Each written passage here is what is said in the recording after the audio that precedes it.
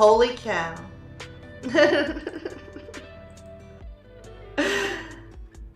Hey, so I was on mute. Did you know that? I had to mute myself to sneeze and I forgot to unmute myself. Well, hey, you know what we could do? We could stop the recording and start it over so we could redo that. And we'll turn the music down. Well, you know what? The music seems fine. Oh, man. Well, thanks for jumping in, Luis. That would have been a really sad recording I would have done. Alright, let's start back at the beginning here. We're gonna come up here, hit new again, and then start the recording. Hey everyone, we're coming back at Reddit. We're gonna answer some questions and try to help some people out. I've already jumped into it a little bit, but I definitely did not have any technical difficulties relating to my mic being mute, and I need to go back over things I've already done. So don't even imagine that that happened, because it definitely didn't happen. What we're gonna do is go through Ask Reddit, and then we're gonna switch over to Change My View at some point, and we're just gonna try to answer questions and change views and try to be as helpful as we can. The only stipulation I'm putting on this is I'm not gonna answer questions that I don't feel like I could actually give an answer to. Like there was one earlier, hey, if you're a teacher, what was the weirdest thing you've ever had to grab out of a student's hand? Like, I'm not a teacher, I can't really answer that. And then if I don't understand the question or it relates to something that's way out of my views or my ability to answer, then we're just not going to do it. So just to recap the ones that I've already done, let's go back through here. What experience or event changed your life forever? And I said sitting down and actually working on my stream avatar, since it was the first step that pushed me towards getting fully invested in streaming. Oh, I forgot to put my little thing here. I'm trying to make a way for people to link to my stream. What is the kindest thing a stranger has ever done for you or given to you? Sat in my 0 viewer streams to keep me company. Thanks, Luis. There's your shout out. I knew you would be showing up soon. What's your favorite candies? And I said those little strawberry candies with the chewy center that have the wrapper that also looks like a strawberry. It's like the best flavor of artificial strawberry that I've had. If you could combine 2 superheroes' abilities, who would they be? And I wasn't exactly sure on what the question was, since it says who they would be, and I thought, you know, do you mean who would be the person that is a combination of the 2, or just the 2 I would combine? And I said I like telekinesis and also shapeshifting, so probably something like Jean Grey plus Mystique, which is a nice combo since they're from the same series. If I had this to name this character, it would be Mockingbird. And hopefully there's not a mutant character already named Mockingbird, because then somebody's gonna wag their finger at me and tell me about it. Ask Reddit, what is the question that defines the subreddit? And I said the question that is asked. Because obviously that's a stupid question, so we'll give them a stupid answer. And then if you were a Redditor / influencer, how would you influence? And I said I would stream myself answering questions on the subreddit to try to help people out, and then link to my stream. Now we've already got 1 response, but let's let those pile up and then we'll go back to them before we head to the next subreddit. So let's hit new and start diving into this. What are some of the most useful computer skills anyone can develop? I would say having a grasp on a lot of the, what is it, like the Microsoft suite of Office apps, knowing how to use Word, Excel. I would have normally said PowerPoint a long time ago, but we're kind of beyond that, aren't we? Word, Excel, and oh, what is it called? Outlook. Outlook are essential for anyone that needs to do anything on a computer. Outside of that, excuse me, I'm gonna cough. Excuse me. Outside of that, I would suggest people look into hotkeys for a lot of basic functionality. for their operating system and web browser, because that helps out a lot in day-to-day usage.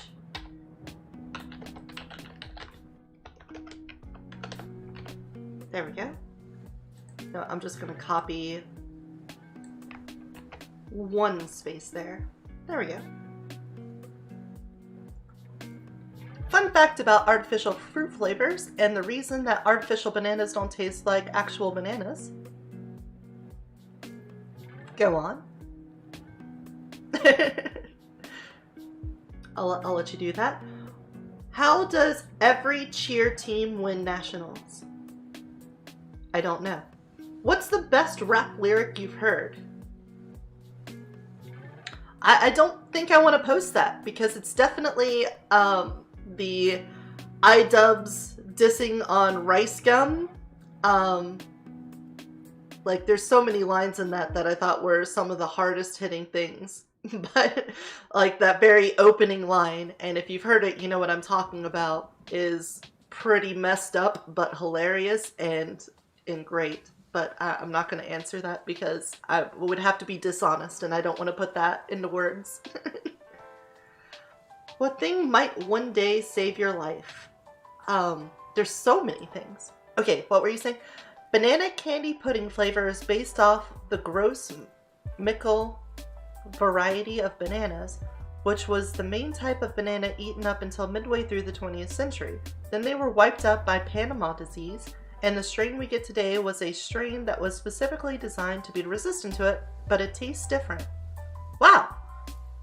That's really cool. I didn't know about that.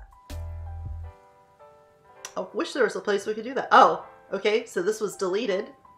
We won't worry about that then. Repairmen have read it. I'm not a repairman. What would it look like if it was easy for males to get laid as it is for females and gay males? What is it like being a teacher? Can't answer that. What is your favorite non-sexual thing you do for your significant other? Can't really answer that either. What has been worthy of a repost? Yeah, I feel like this person's on it, but what has been worthy of a repost?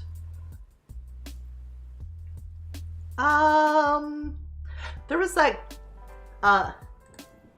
anytime a person / entity with a large amount of wealth tries to get something, quotations, removed from the internet and people keep reposting it due to Streisand effect. Let's also make a hyperlink to the Streisand effect. Reposting? Reposing? No, reposting is a word. We're adding it to the dictionary. Streisand effect. Is it a Know Your Meme or is it an actual Wikipedia page? Okay. We'll copy that and make a hyperlink to it. Doop, doop, doop, doop. And that just messed up my ability to do my signature at the end. So, let's do that. We'll grab it again. Edit. Thank you. Boop. Save that. There we go. People that fetishize other people and think it's okay. Why? What do you mean by that? Is it really a fetish if you like a specific type of person? I'm talking about people who fetishize someone to the point of turning them into an object or stripping them of all identity, except for the part the fetishize about them.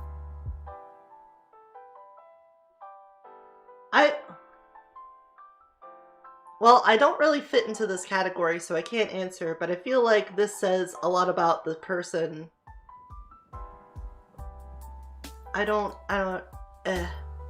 a bad question. We'll just move on from that. You know what? I'm going to give that a downvote just because it's so poorly worded that I don't even know how to address it.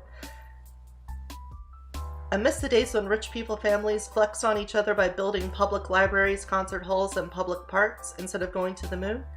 Yeah, you know, that'd be great if people use their exceptional amounts of social weight to swing that in favor of their communities. But there's a lot of social factors that go into that, I would imagine. Like, if it was back in the day before the internet and everybody had phones and stuff like that, if you wanted to get a lot of renown, you would probably get it from your local community. People would know you there and they would like respect you and cheer for you. The only people that were probably known on a national or international level were like actors and actresses in movies that get shown around the world, and maybe politicians. But just like a rich guy that lives in your town, if he wanted to really like get his, I was gonna say like get stroked or whatever you want to word it as, you know, he'd build a library or do something for everyone to remember him so you could put his name on it and have people know it was him. But now if you want to get known, you can't just build a local library. Only people that are going to know about that are the local people. So when you're talking about people that want to get millions of followers on Twitter, what you need to do is rent out an expensive car and make a video in it and maybe pay someone on Fiverr to write a song for you and then someone else to write a script, and then, hey, look, you're now an influencer with 100,000 followers because you blew your money to get people to like you. There's a lot of, it's not just rich people not wanting to do that anymore. It's a society that's rewarding that kind of behavior over top of the ones that are altruistic.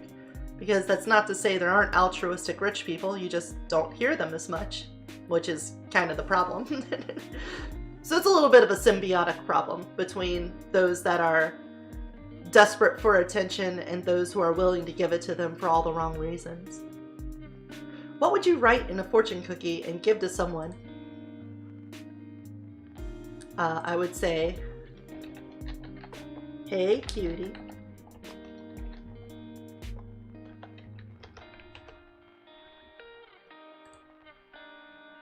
Some people just want a compliment. That's why.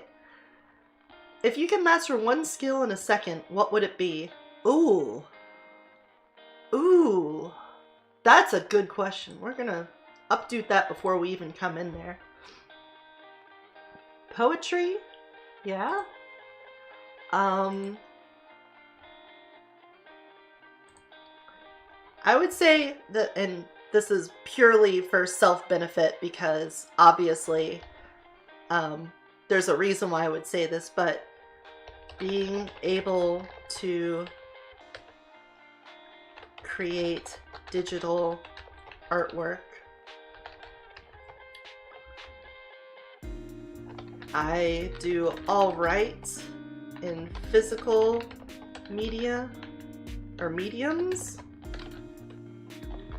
but I really struggle with drawing in a digital format, let alone a lot of design principles and stuff. We'll save that. I mean, realistically, stock trading, wish fulfillment, casting real ass magic. Yeah, that would also be nice, knowing how to manipulate your money to make it work for you better. Wish fulfillment, casting real ass magic. You know, there's probably a way to do something like that in your universe. There's probably some way to do something similar to magic. You guys do a lot with your technology, so you could probably replicate a lot of magical stuff. It's just going to take maybe 1,000 years or so to get your technology to that level. I mean, look how much you've grown from like 1950s to 2020. That's 70 years, going from computers the size of like a factory that can basically add numbers to now having cell phones in your pocket that can communicate with the entire rest of the world, take pictures, videos, stream yourself, play video games, all of that stuff. So I imagine with another 100 years of computer technology, you're going to be doing some pretty magnificent things. And then, you know, add 900 years on top of it, it'll basically be magic. If you were told to make up one fact about the human body that sounds true but isn't, what fact would you come up with? Probably that, like, sneezing and coughing. Oh, but also, with magic, I could be that adult that the kid in the small town who's struggling meets, the man changes their life for the better, and then the next day the man is gone. Ooh. And the house has been abandoned for 60 years. Oh, that's like some time manipulation, some time-space. You would just come off as a witch, though. They'd burn you.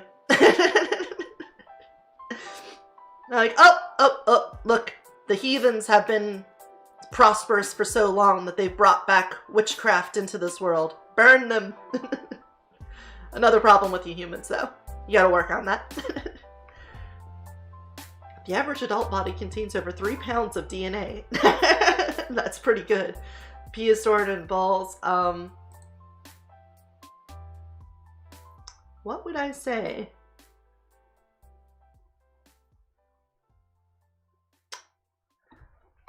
There is a vestigial bird brain at the base of...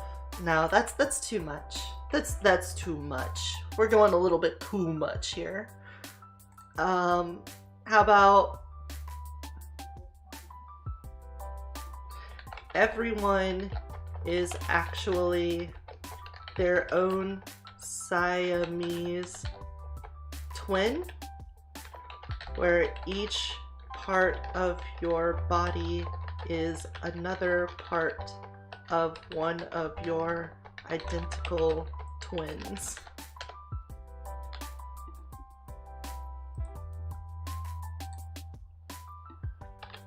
I don't think Siamese is the correct word, so I'll say /conjoined, but that way people know what I'm talking about.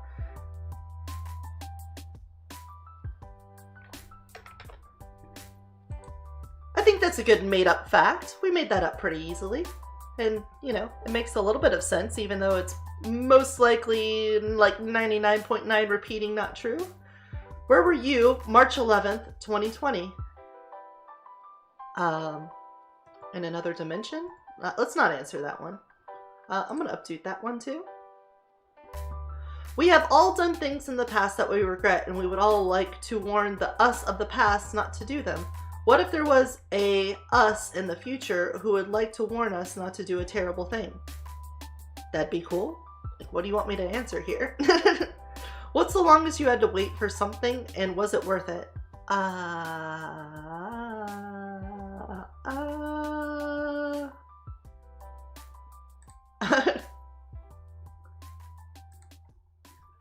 For Silk Song to come out. I don't know.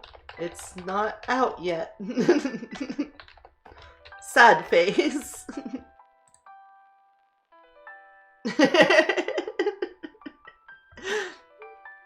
Have you been to Brazil? Nope. If you could make one improvement to the human body, what would it be? Tails. You guys need tails or wings?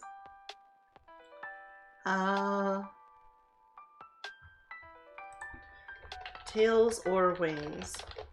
You guys could really use one or the other. Well, let's just say tails, because, you know, for your wings to work without magic would be awful. Tails. That way there's another appendage to use for stuff. What's it called when they can manipulate things? It's like prehensile tails? Is prehensile what's used for manipulating? Prehensile tail? Help me out, internet. Oh, it is that. Okay, prehensile. I even spelled it right. Oh, no, it's an E. Prehensile. Okay, we were close. prehensile tails. Nice.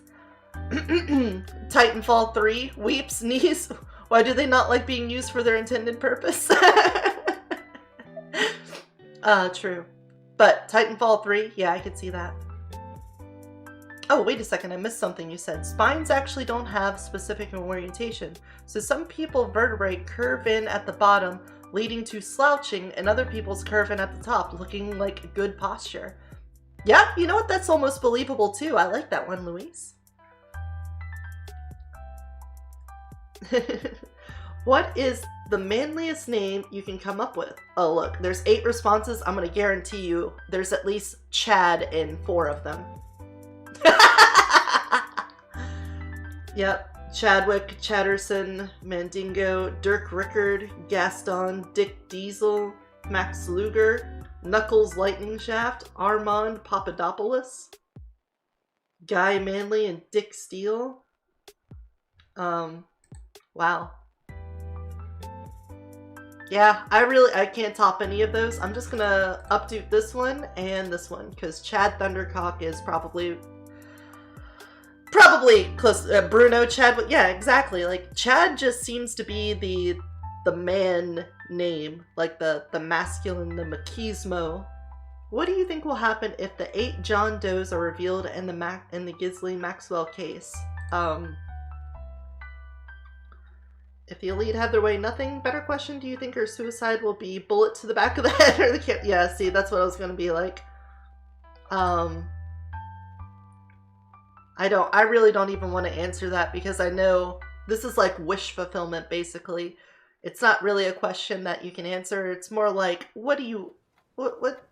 I mean, you can't answer it. Let's be real here. But obviously, if people are doing a bunch of sex trafficking of children, you want them and everyone that participated in it to go to jail for a long time and reveal everyone else that was participating and covering it up.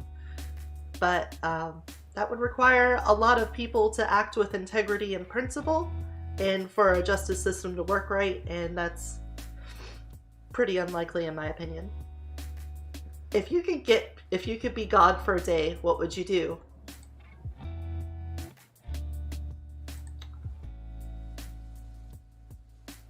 Yeah, that's pretty true.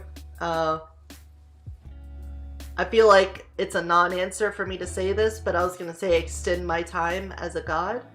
But so humans are incapable of harming reptiles? That's very specific, Rattlesnake. I'm on to you, snake people. Make the day not end. Exactly. See, it becomes about, let's say, if not limited, extend the time period so I can remain a god. Let's leave lowercase g. We don't want to give any people some ideas here. If not limited, extend the time period so I can remain a god. If limited, I would use my omnipotence and omniscience. Oh, of course I would misspell that. Omnipotence. Omniscience?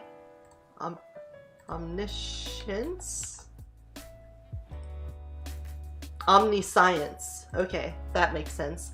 Omnipotence and omniscience to create a device that gives me god-like powers post this time period. If I am more like a Greek god, then I'd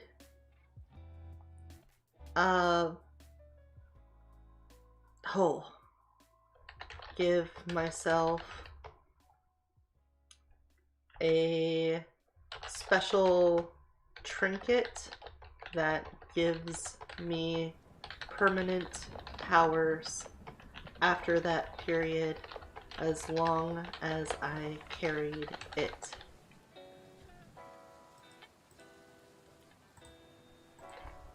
That seems pretty good. That way we have a couple contingencies. There's something that they can work off of. Who do you pick in Mario Kart? Yoshi. Every time. Yoshi 100%. Yoshi. Done.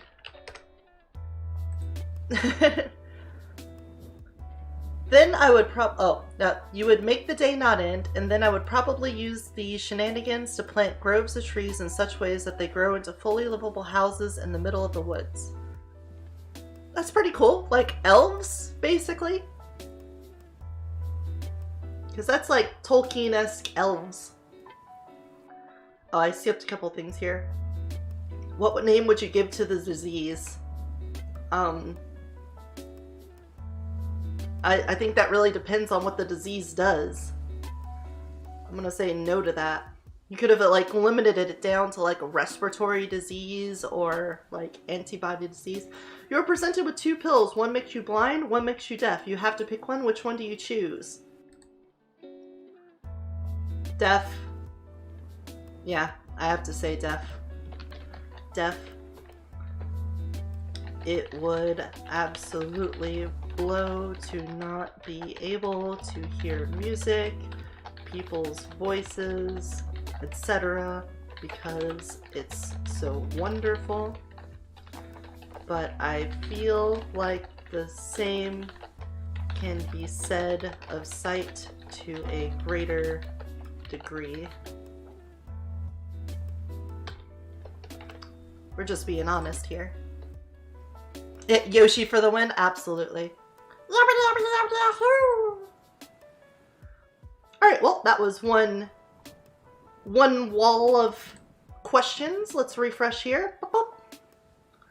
Serious, people have turned down a marriage proposal. Can't answer that. What is the current drama going on in your workplace? Can't answer that. What's the most clever thing you ever remember doing? Ooh. Ooh. Clever thing I remember doing. That's a tough one. Look, there's a comment here that's not shown. That's pretty bad. Let's see. I feel like it would have been something in programming. Because there was a time where,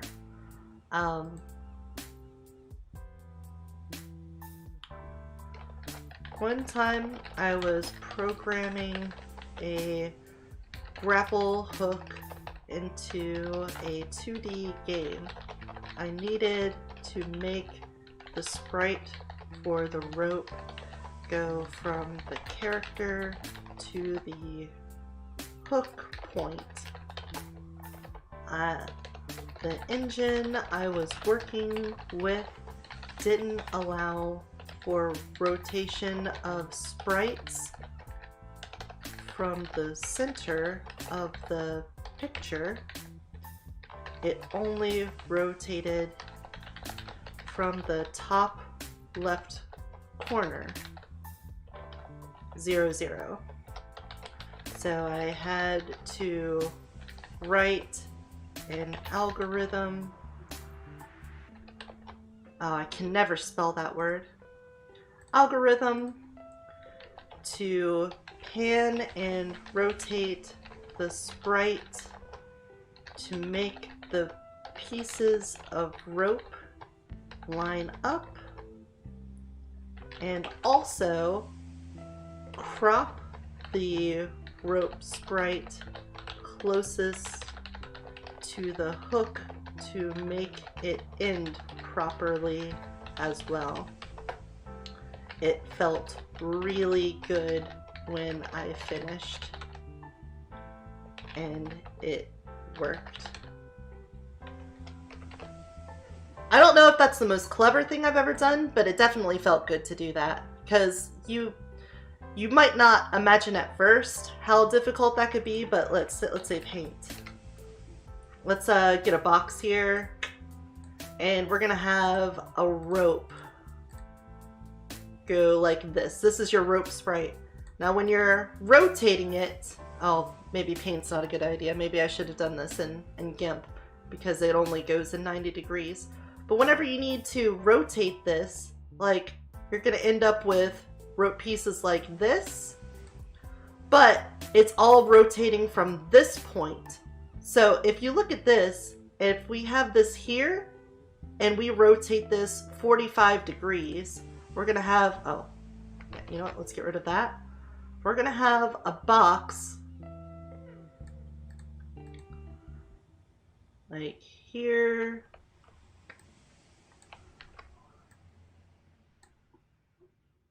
We'll make this. So here's like 45 degrees. Let's get rid of that. There we go. This may be over-explaining, but I really want to show why it was clever and why I liked it. So there's that. Here we go. Here we go. This is like 45 degrees. That is a rectangle, not a square. Oh god, it's all falling apart. Okay, this is more square-like, and so work with me here. This hopefully illustrates the problem. So now, this point is exactly the same, but we've rotated it 45 degrees. So you'll notice this starting point is way over here now, and the end point's here. Even though it's like at the right angle, it's now off because it had to pan. So I had to come up with this little algorithm that goes, okay, however much it's turned, you also need to back it up like this far on the XY coordinate to try to get it to line up. And that was a pain because look, right now, even at 45 degrees, it lines up perfectly with the X. But if you get all the way up to like 90 degrees up here, it'll be something like this. The rope will be here. So then you have to move it back on the X and then down on the Y so it lines up.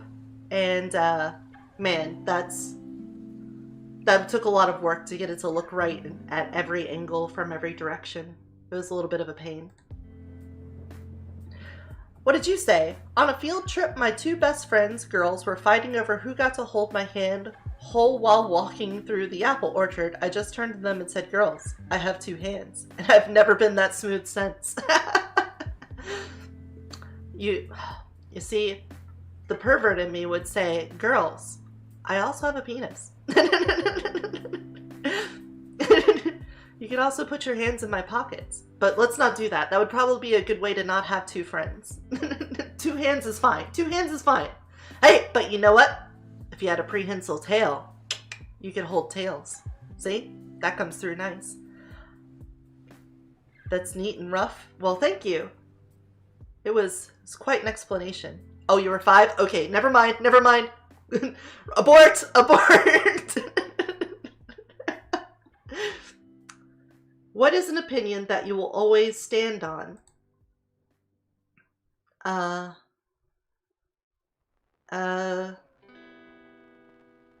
Braless breasts are always better than bra-bound breasts.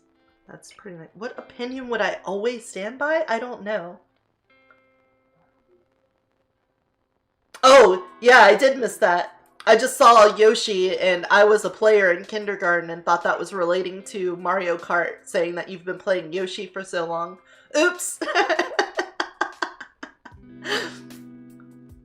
My bad. Yeah, you definitely preempted that in a way I missed, and oof, oof. That's a big oof there. I don't know what opinion I would always stand on, because I'm willing to admit that opinions can be bad and that I can change them. But I think something a little more esoteric should be, it's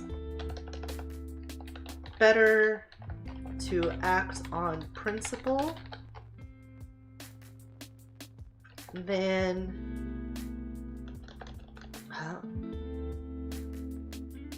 yeah, I really don't know what to say because I feel like anything can be good. Dogs are good. You know what? That works for me. Dogs are good.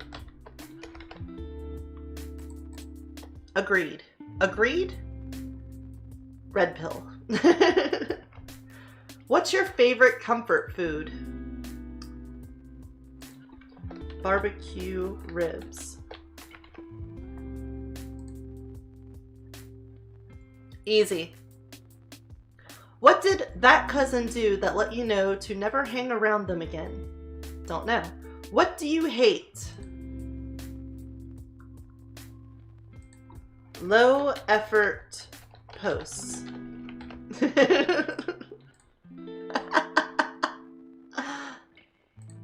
We'll upvote that. Oh, I should go back and upvote these. We'll do that. And the most clever thing I thought of one. Sure. Sees a bunch of people snowed in at the moment. Are you? Nope. Those who have went to prison. Nope. What do you wish you weren't as insecure about? My voice. However, no, you know, let's just leave it at that. What do you love most about yourself? Well, these are nice combinations. What do you love most about yourself? Deleted. Never mind. Here from Reddit. Hey, Dion. Welcome.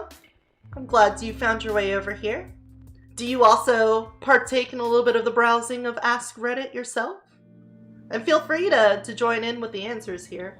If you needed to have an orgy with all the major characters from any TV show, what TV show would it be? Okay, what kind of person needs to have an orgy?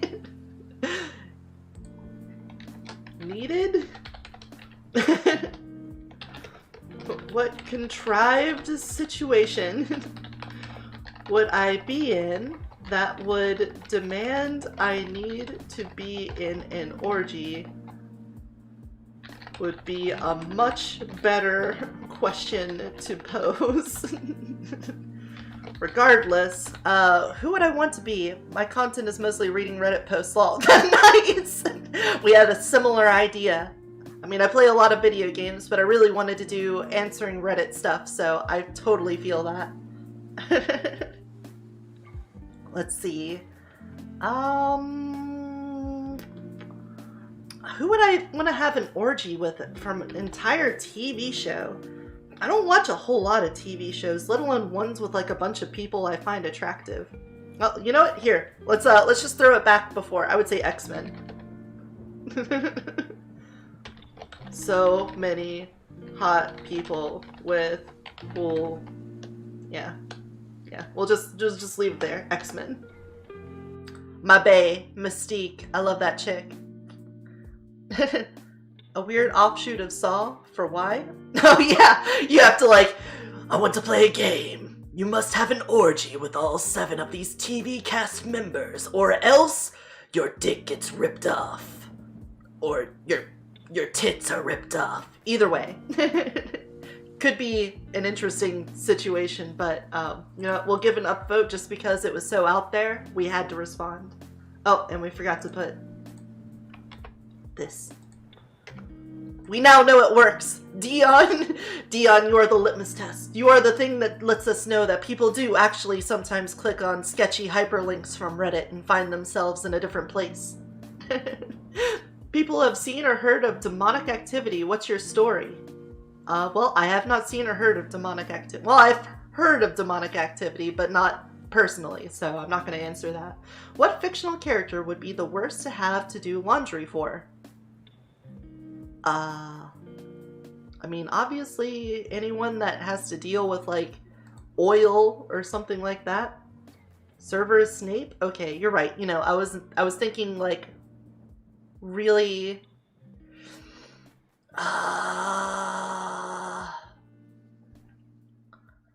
I was only thinking like reality-based things, but obviously, oh, Noop. There we go. No, not at all. He didn't actually get that messy. God, the Great Mighty Pooh. Okay, I don't think he has any clothes, but you win. You win. I'm not even gonna answer because that's right. Pigpen? Oh, yep. No, I didn't want to back out. Open up the last closed tab.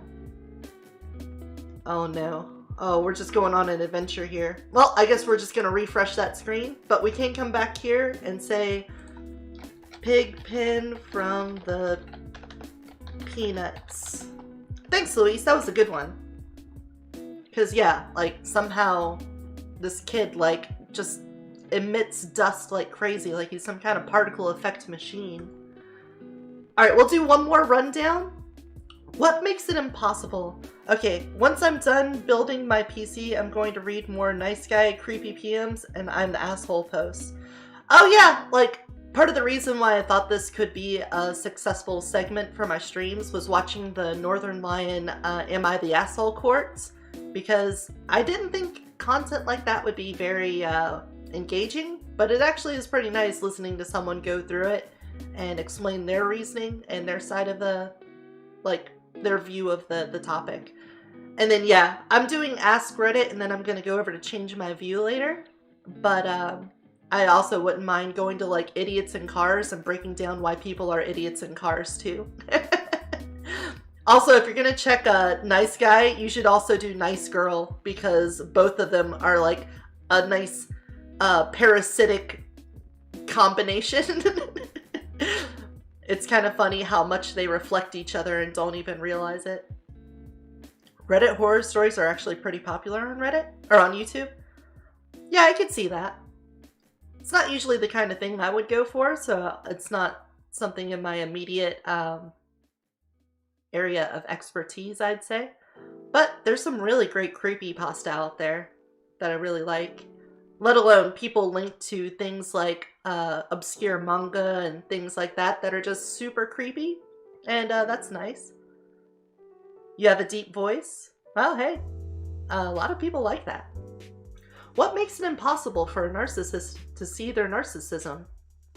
Because narcissism is a flaw?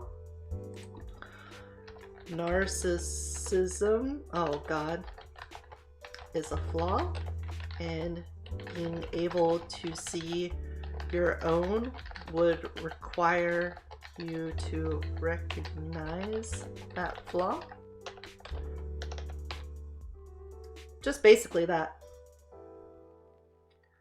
How could it be them who has an issue of narcissism if they're self-centered and can do no wrong? Yeah, I mean, that's basically what I said. I mean, they said it first, but that's basically what I said. We'll just reiterate it. I'll give them an updo, because, you know, that was a good answer. You've just been appointed Supreme Leader. Oh. I went on Gore site and regret it. Lol, never doing that shit again. Yeah, you know, some of us may have been on a certain particular site that has a particular sub page in it where there's lots of unsavory posts going on. You know, a certain anonymous image board, one might say. And after spending a good few years trolling about on those, you kind of become desensitized to a lot of it. It's nice to escape that kind of area and realize that you have feelings and and empathy once you've you know, gotten out of that for a while. You've just been appointed Supreme Leader of the human race. What's your first rule to make?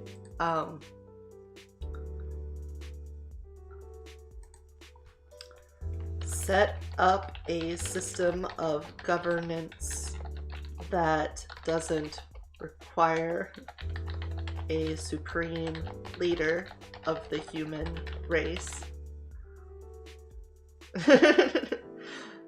That would probably be a lot more sustainable in the long run, I think. It's kind of a non-answer. It seems a little weaselly, but I honestly think trying to centralize all that power would just lead to it collapsing very quickly, or being taken advantage of and then collapsing very quickly. So let's just avoid that situation altogether. 50-50? R50-50? Ooh, I don't know what that is. What is that, Luis?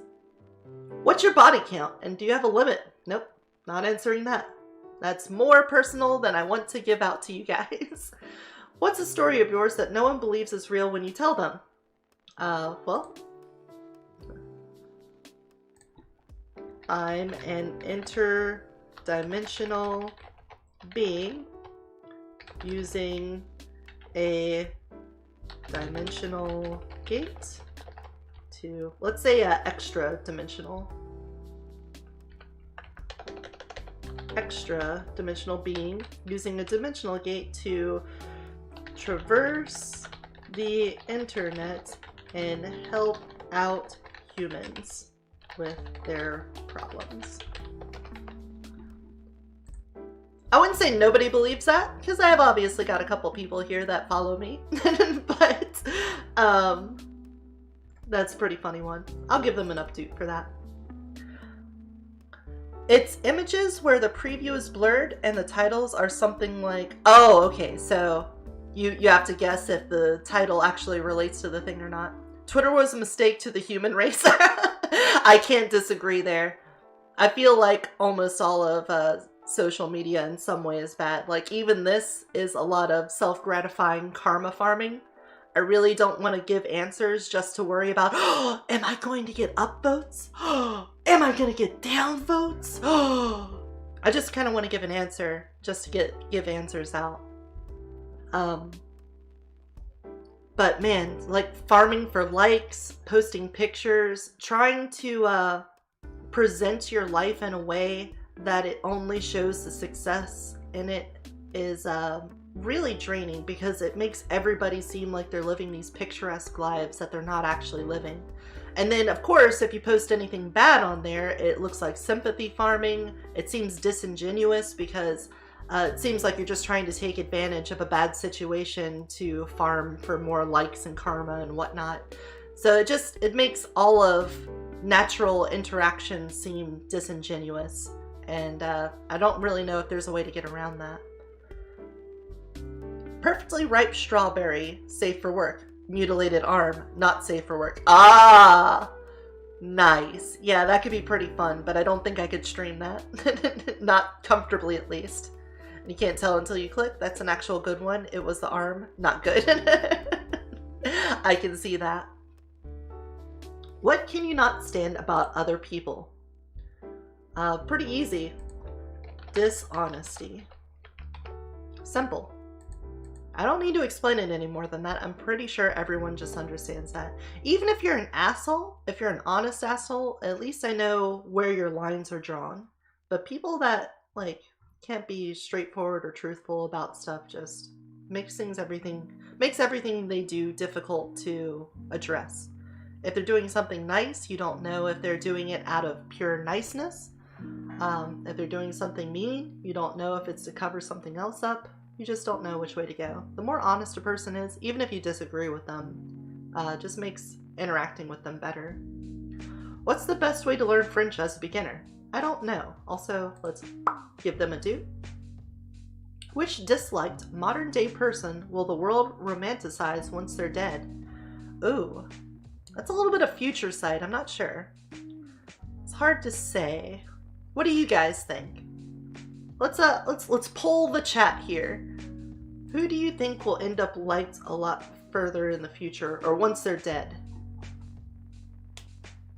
I don't know. It's hard to say that because a lot of people become vilified after death too. And so it's easy to point out like a particularly controversial figure, but then when they die, something could spark them to say, wow, they're actually pretty hated. I mean, you can look at all the people that had statues made of them and now they're kind of disgraceful instead of being revered. So who would I say? I'm sure like actors, when they find out. Oh man, that can like lead back to the Ghislaine Maxwell stuff. Any ideas, guys? I can put one in for you because I get the feeling I'm just not going to answer this one. Your mother, pretty on answer. I really don't feel like Donald Trump's going to be romanticized after he's dead. I feel like that's kind of a stretch there. Especially since, you know, a lot of people in history, especially like the founding fathers of America, were traditionally seen as pretty nice guys, but then, you know, give it 200 years and their actions become incredibly questionable to modern sensibilities. Rick Astley? You know what? I'm gonna put that in here. We'll see if anybody agrees or disagrees with that, because I can see that. anyone who was like one of the first internet memes, the early internet memes, I could see them becoming romanticized. Oh, I think we lost Dion. Well, Dion, I hope you enjoy your time. If you do end up getting your mic going, come back to the stream and send us the link. We can watch your content. What's a legit way to make extra money quick? Prostitution. Thank you. Done. We just upvote that. Change the link to a Rickroll. Nice. Oh, you are here. Okay, for some reason it said that I only had one viewer. That's weird. I'm just used to it. Somebody popping in and then Luis is the only one that hangs around. Sorry, I didn't mean to cast dispersions upon you. But that is true, though. If you do end up recording your own content, please feel free to come here and give me a like or join my Discord and throw me a link, because I'm fine with, you know, sharing in that growth with you, especially if you have a nice voice. Guys who have been victims of revenge porn, can't answer that. What's the most unique thing you own? I would say my PC, just because where else in the world are you going to get the specific configuration of ones and zeros on your computer? But that also seems like a cop-out. Most unique thing I own. Ooh, a fossil? That's awesome. Big black cock. Perfectly preserved fossils? Okay, fossils seem to be the thing. I don't know.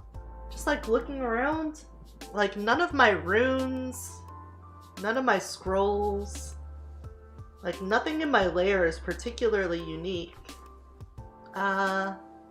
You know, in my dimension, this PC is probably the closest thing to it.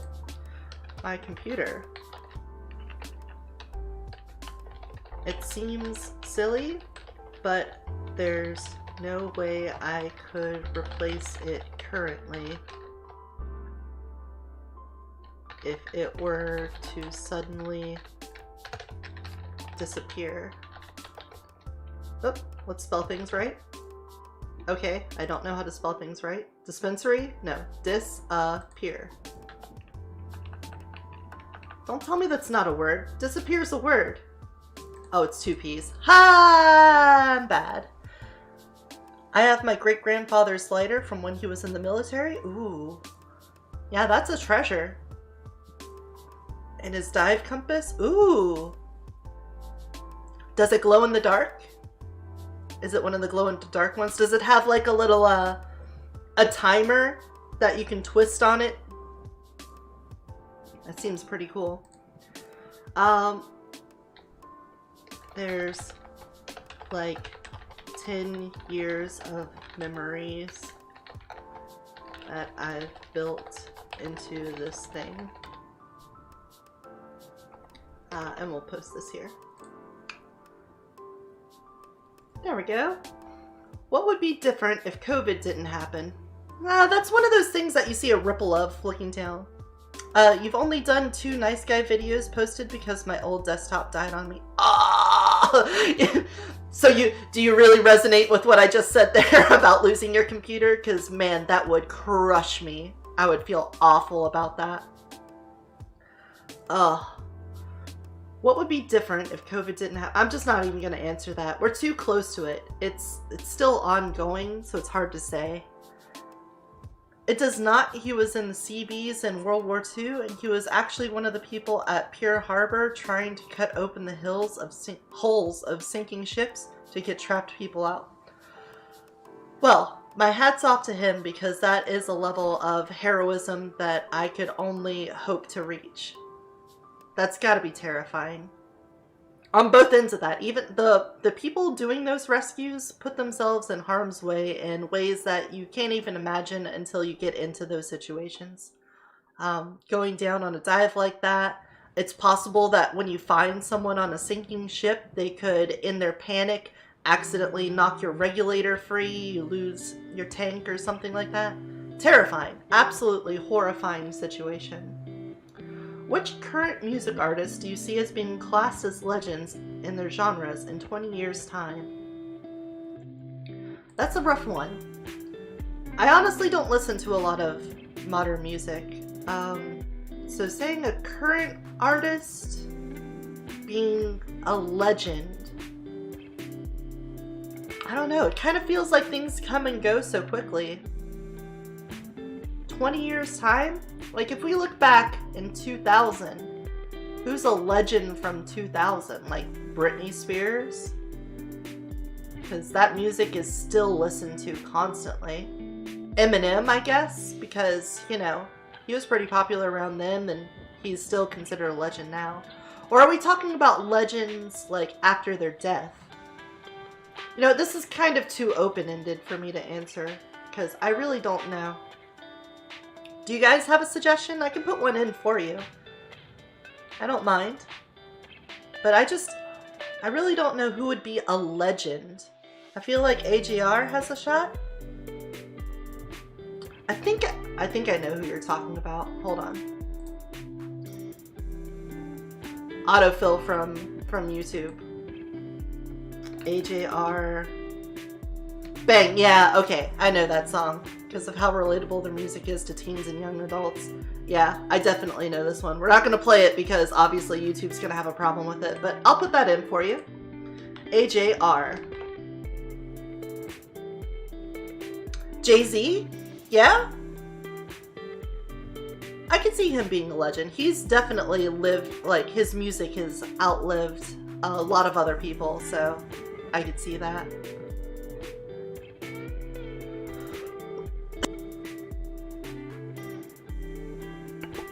Ooh, excuse me. That was a bad cough. I'm gonna drink some water.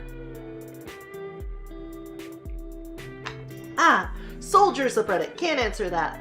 What cheap or bad food do you think is delicious? I'm sorry? Oh! Perfect. I was just about to say that. I have gotten some Chef Boyardee through the Dimensional Gate. Gotta say, love that stuff. Canned food is much easier to get through the Dimensional Gate than like open food, just because of the size and whatnot. And something happens with heating and cooling as it goes through the gate. I don't really understand that, but canned food seems to do pretty well with it. Fried bologna? Haggis? I'll just update them because that's basically my answer. Avicii, despite his death, is still pretty frequently listened to. Do Twitch streamers get banned for watching movies? Well, yes and no. Like, with anything on Twitch, the DMCA takedown system is a lot different than it is on YouTube because there isn't a content ID system on Twitch. The only way that you'll get a DMCA takedown is if you leave your VODs up and someone gets directed to your music. I know there's some way for bots to like crawl through VODs and live streams and select music and videos, but that gets controlled a lot more by the music or movie companies that are controlling them. However, on YouTube, they have a built-in content ID system and it helps those people see it a lot faster. I could be wrong about that. It's been a while since I've looked into the back end of Twitch things, but there's a reason why I stay on YouTube to avoid those DMCA problems and a lot of other things with the like search system of Twitch. But yes, if you do movies on Twitch, that is technically something you should be banned for. You'll at least get a DMCA strike if it becomes the copyright owner gets aware of it, basically. What should one do if they have a great idea for an app that no one ever thought of before? Like, fucking make it. What do you think? Yeah, just... They would have no experience with patentizing or developing an app. Also, little money to invest. What's the best way to go about it? Honestly, app development isn't as hard as you might think. It would probably behoove you to just sit down and learn to code in your spare time so that you can bring this to fruition on your own. Additionally, a lot of great ideas don't actually work that well once you have an understanding of the architecture. Holy shit, I spelled that right? Of the architecture of digital formats, which will help improve your ideas before starting on them. Because that like extends to a lot of things that I see in game development, because there's a lot of people that play video games, but they don't have any idea how to program, model, animate, build a physics engine, let alone work with one. Like, there's a lot that goes into making a game. And so you get these people that go, oh, I have this great idea for a game. It's going to do this, this, and that. And you just don't understand how difficult it is that you're asking for, or how taxing it would be on a server or on the end user, or just to create it. So, you know, having a little bit of a foundation can help you with your idea making. And I think that would help somebody like this, because they probably have some outlandish idea that is, I mean, I don't want to put words in their mouth, but I imagine that if this is something they think nobody's ever thought of before, it's probably something someone's thought of before, but the implementation of it is just too out there right now.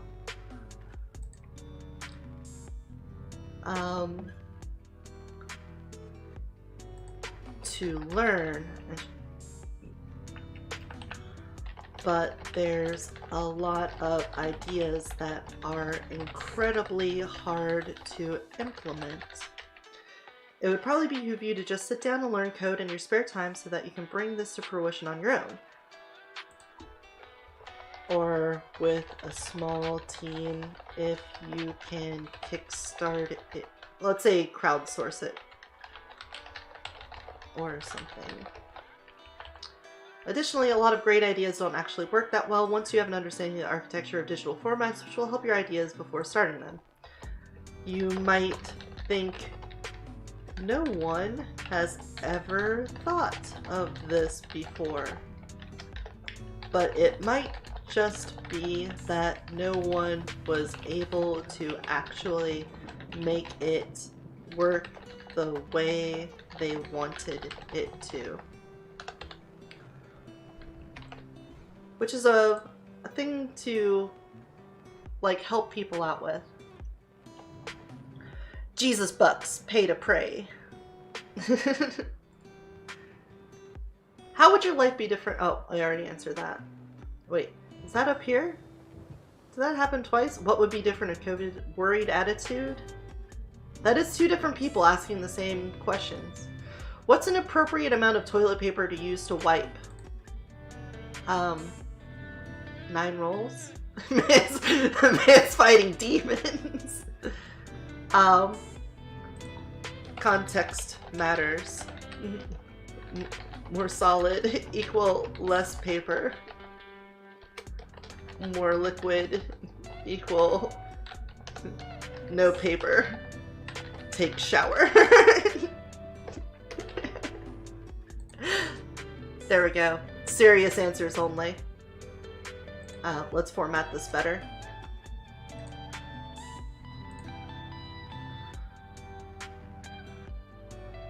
Hopefully people like that.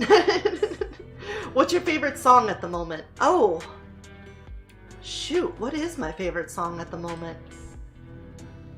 That's a tough one. Runaway by Bon Jovi. Side lyrics, Sugar Cube. I don't know.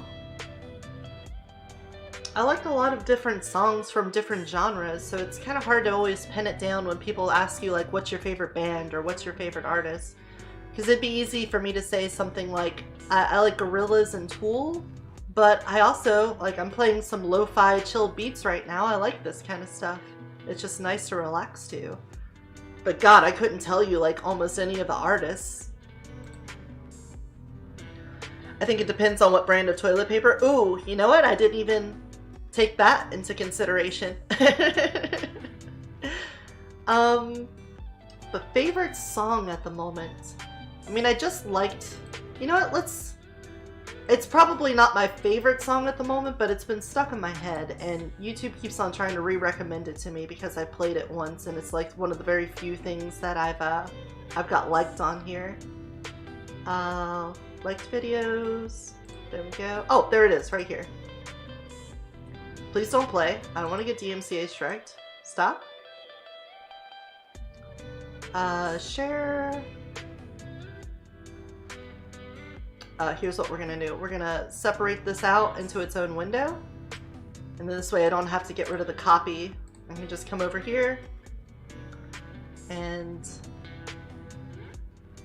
Oh, you know what? Even better. We just put this down first. And then we copy this link. Aha, see the process. The process. We put the hyperlink in parentheses.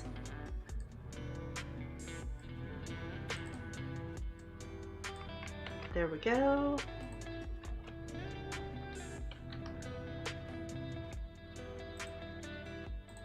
And we can save that.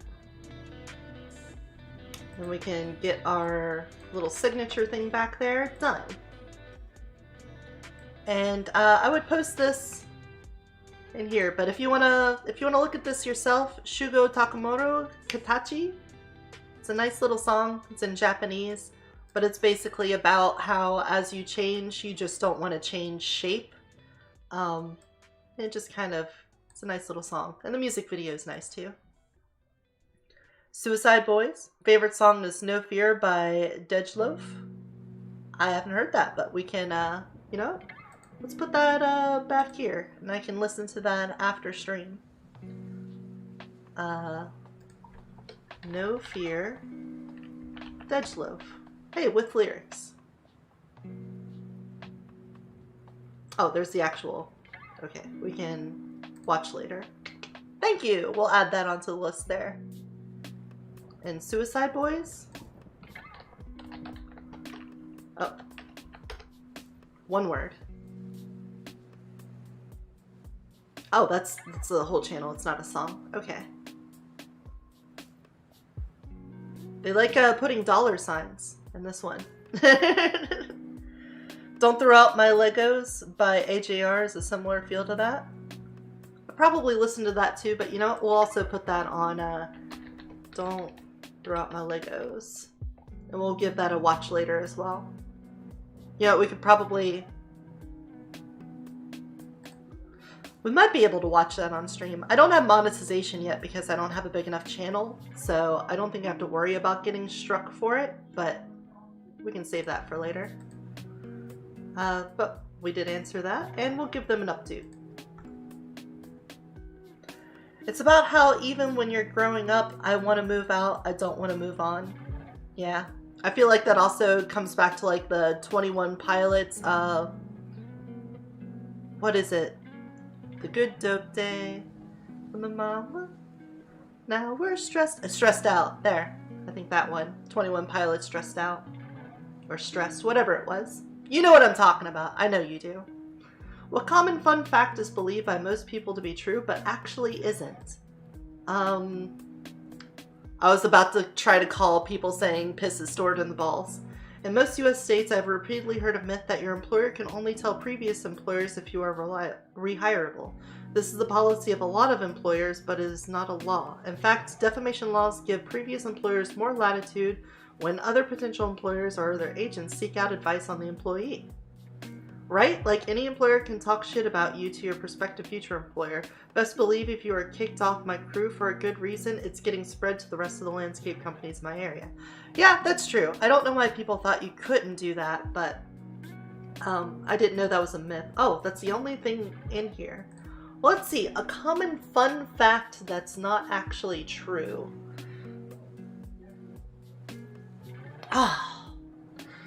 I gotta think of a false thing that I like correct people on a lot, but I can't think of something off the top of my head. That's an interesting...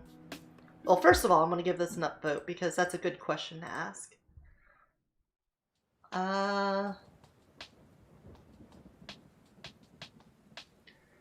That most people think is true but actually isn't. That's actually makes it a lot more difficult because in the age of the internet, we've gotten to the point where a lot of things that are like tropey in the way that they're wrong get pointed out a lot. We're very good at deconstructing facts now that humans have the internet to figure these things out with.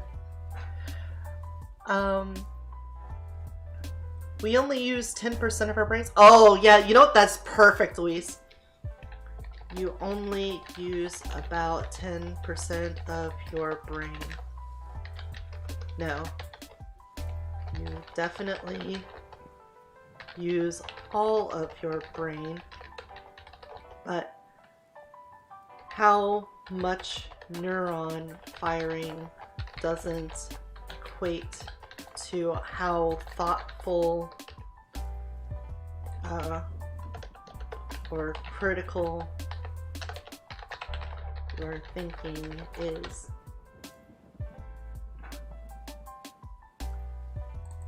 Not but and.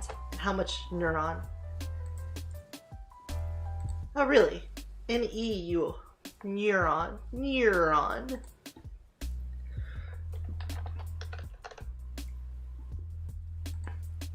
There we go. That works pretty well. What am oh, by the way, if you don't know this, Control-Shift-T opens the most recently closed tab on your web browser for like pretty much any web browser. Wait, did I not post? Yeah, there we go. Edit, put the signature in. There we go. Done! What motivates you in your work? Money or the job itself? The job. I currently stream and hope it's something I can do full time because I love it.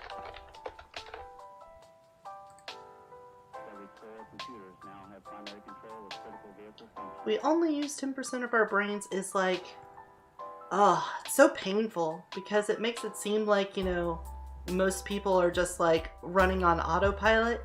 And I think that's a very pessimistic outlook. It's kind of sad, to be honest.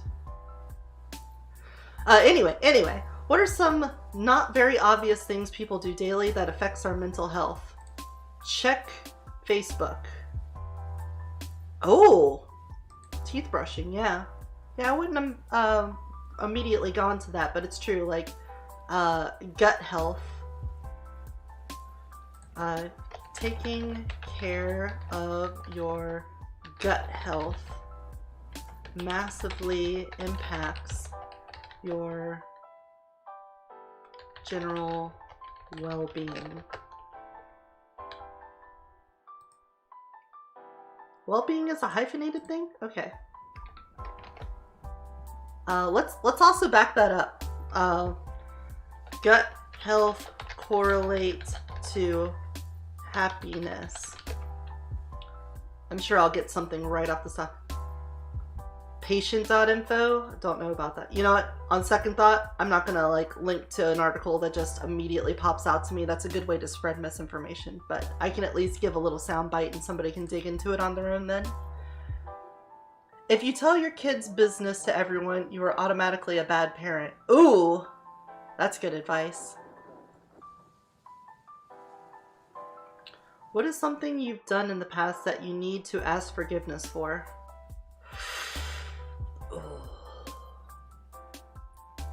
I mean, just on stream, I know I've missed a stream at least once and I felt bad about that.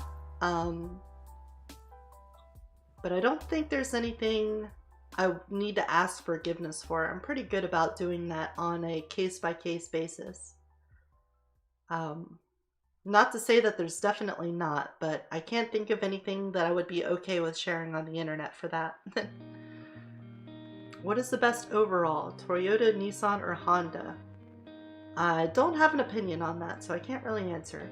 How much wood could a woodchuck chuck if a woodchuck could chuck wood? I'm going to say about 30%. How much wood Oh, it's deleted. Fuck you. How dare you post something and delete it within minutes? If men could become pregnant, who do you think would complain more and why? Well, that sounds stupid. Honda? Okay. You know what? I'm just gonna answer on your behalf and just say Honda.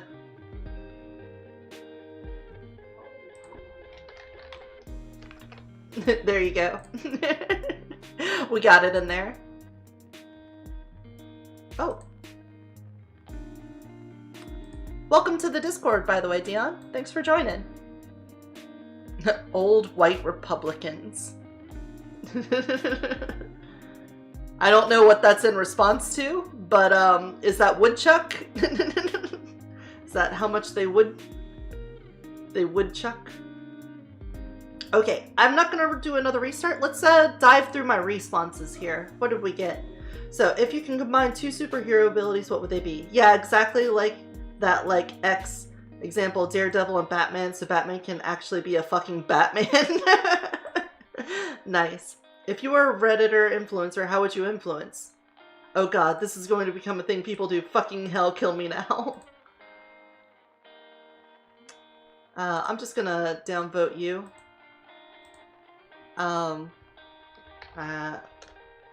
Okay. Well, I hope you take care of yourself. That seems like an extreme response.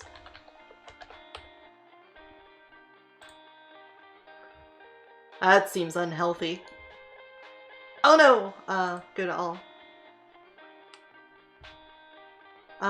What's the appropriate amount of toilet paper? I power wash my shit with a detachable shower head. Oh god. I'll also upvote you for responding in kind. Okay, now let's go over to some change my view and see if we can change some view. Oh, if men could become pregnant? Okay. Who would complain more? Old white Republicans. Got it. Gotcha. Gotcha.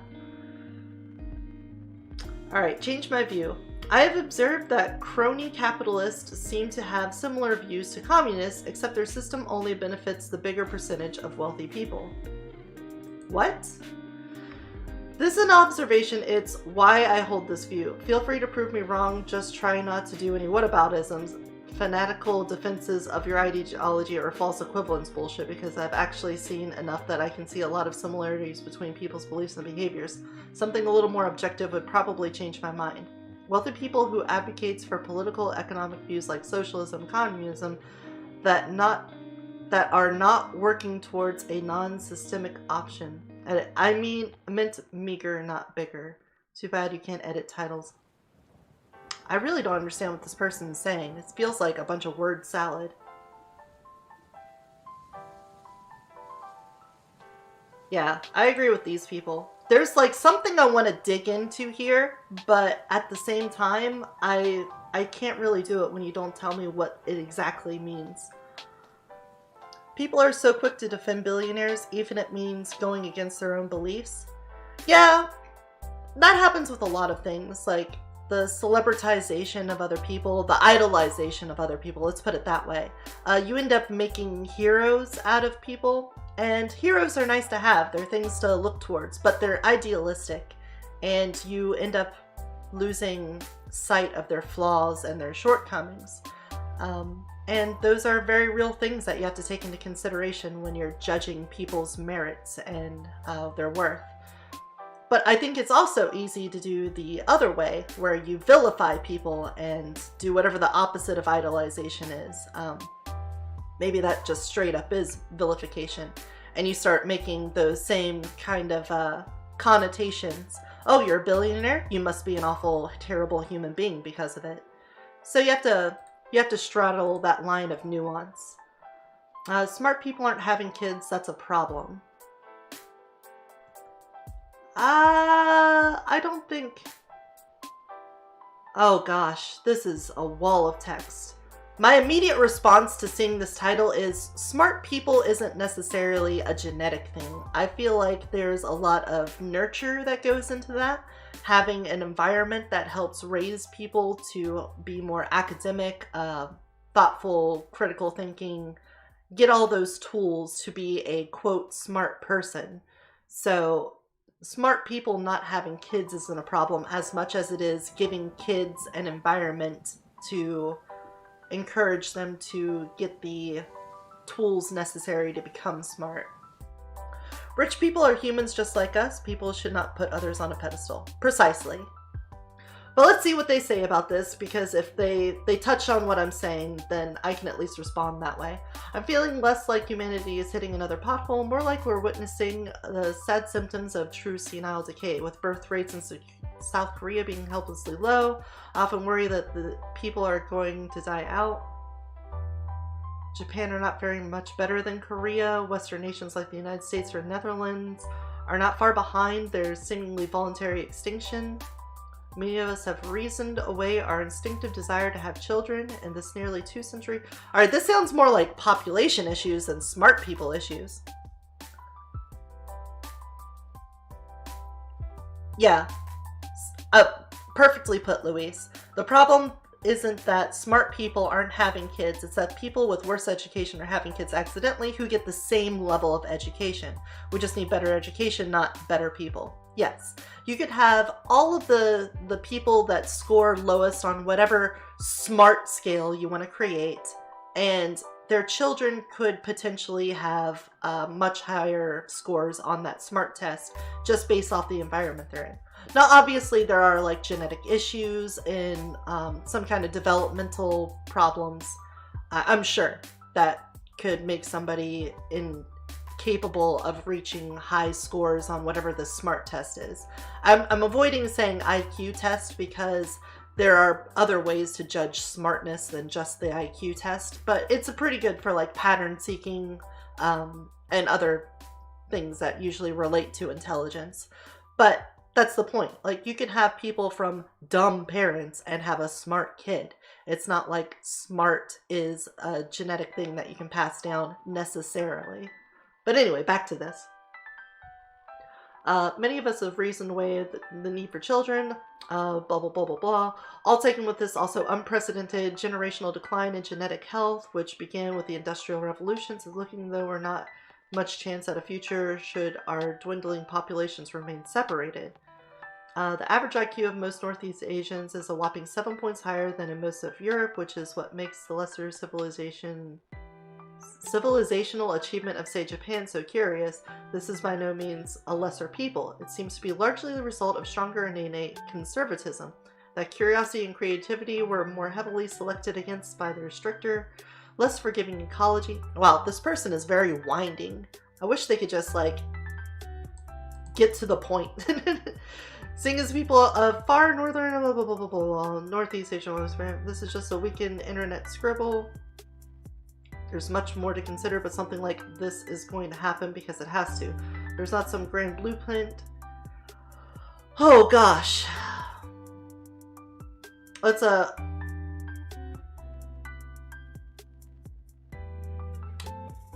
I would imagine that this is probably like a weird post, but I'm gonna try to give an answer here. Okay, your post is very meandering and difficult to respond to because you point to a lot of information that seems tertiary to your main point.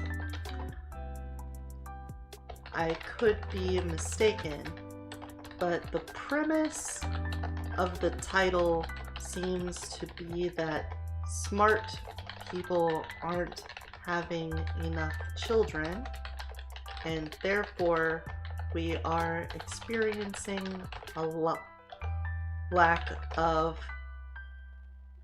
high intelligence children.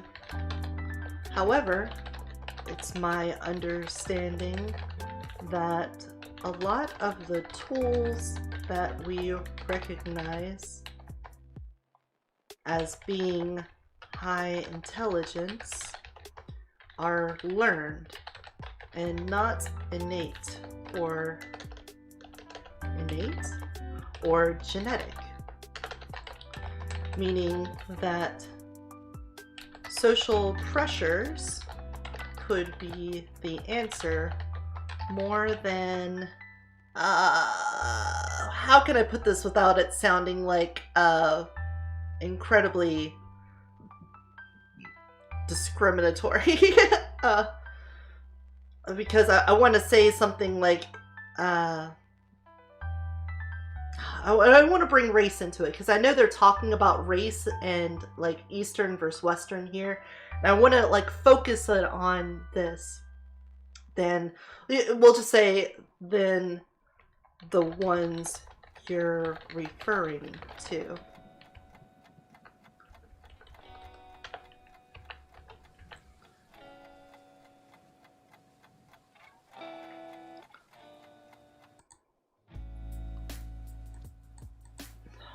Because, I mean, he is talking about, I know you touch on societal differences, but I feel like you're leaning more into the genetic with some of this than I think myself and other commenters would agree with.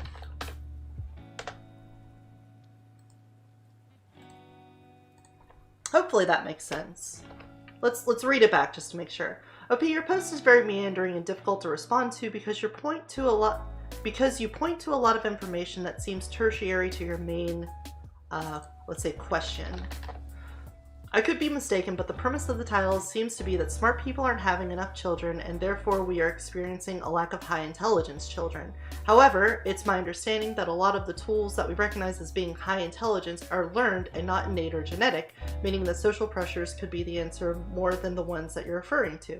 I know you touch on societal differences in your post, but I feel like you're leaning more into the genetic with some of this than I myself and other commenters would agree with. Yeah, honestly, it's a really poorly worded post. So, you know, what is this? The genius famine? Why we need geniuses, why they're dying out, why we must rescue them? This looks like a questionable source.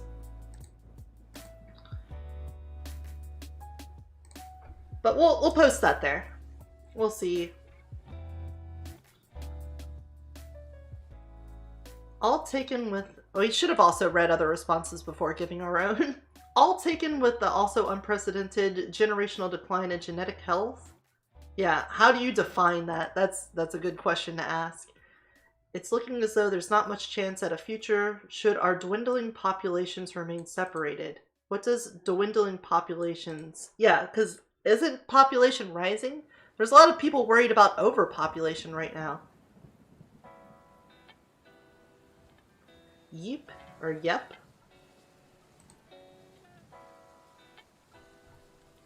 Okay, I don't... Let's click on this. Please. Oh, Idiocracy. Gotcha. Yeah, of course. Ooh, that was mind-numbing almost. The concept of black fishing, Asian fishing is perpetuating bigotry of low expectations towards minorities. Let's see. We're digging into some spicy... Oh, another wall of text ones. Okay, let's figure out what they're defining race fishing as, because I'm already a little curious about this. The argument against race fishing, to my understanding, is that minorities sometimes get made fun of for certain features, while there is the assumption that those same features are praised when white people appear to have them. Okay, so something that people of non-white races are made fun of that white people are praised for. This is something that people of color feel unhappy about. Not every minority feels the same way about this, as everyone has their own experiences and personalities, but it is reasonable and valid to be upset about this. It's undeniably unfair. Some people feel saddened by this, I'm one of those people, and others feel envious to the point where they want to prevent white people from granting themselves these certain features. It's the I don't have it, so neither should you mentality that is toxic and pointless. It's a mentality that has ridiculous implications. When it comes to envy, it should never be anybody's job to make sure that you're not envious of them. Okay, I'm just going to put a pin in this here and say, I think I agree with this person. I don't feel like people should be placed into stereotypes and told you belong to this group, you have this ancestry, therefore you're allowed to enjoy these activities. I'm not familiar with this concept because, one, I don't interact with your society in the same way, so I don't have those pressures, but I feel like I agree with this. So let's just jump down here. This whole race fishing thing really is just an excuse for certain women that, oh God, why did we jump to this? Do I have to figure out why women are involved here? The people don't like to get bullied via body shaming. Really disgraceful if you ask me. I've also been seeing mixed people or racially ambiguous people getting called out for simply existing because people think certain features can only be ascribed to certain races. I feel like I lost brain cells again on this. I'm not familiar with this term and spent most of your post wondering what racist double standards there are for anglers. Could you define it, please? Let's look at Asian eyes, for example. Obviously, Asian people get made up for having that feature. A white person makes themselves look slightly Asian through makeup. People assume that white person is not getting made fun of for simply because they are white. From my understanding, that's people's issue with the whole fishing thing. But obviously, that doesn't make sense to me. Okay, I'm still confused, so we're just gonna back out here. Run away? Back out? Change my view. We can turn the west green with tunnels. Well, let's see. Hey, look, this is a reasonable amount of text. Thank you. To understand why American West is so desert, just study this picture.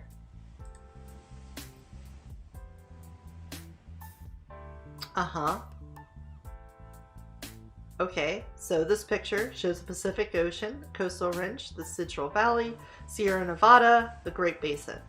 Okay, we've looked at this picture.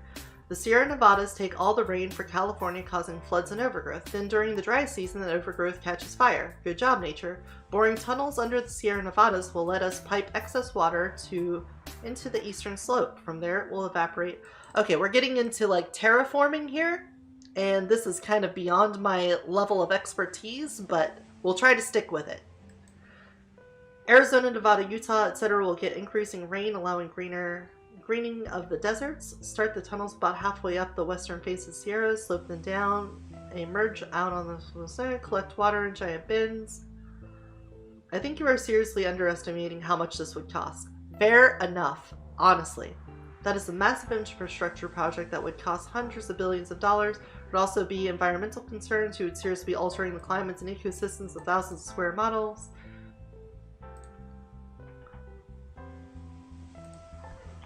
I would also add onto this that California and the western coast in general are rife with earthquakes that could cause serious destruction to underground networks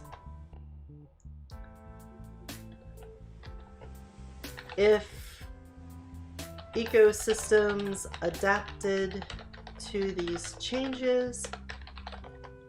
We would have to make sure they could be maintained to not drastically alter them afterwards. Furthermore,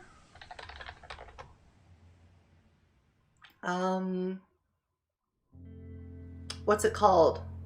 When erosion is a thing, and changing water supply could cause other changes in the environment and topography of these regions, which could create outcomes that we currently aren't able to predict. Because otherwise, I agree with this. Like, cost-wise, I don't think it's going to be the right choice. But again, we should probably looked at all of these before answering, just to see if somebody else said what we said, but better.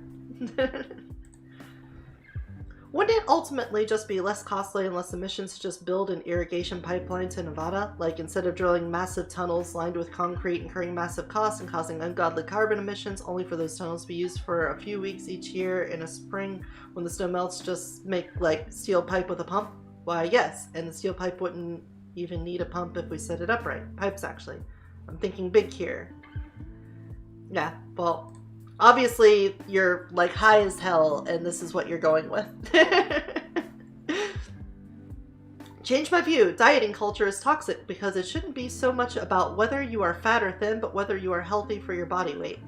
Yes, but obviously being overweight is bad.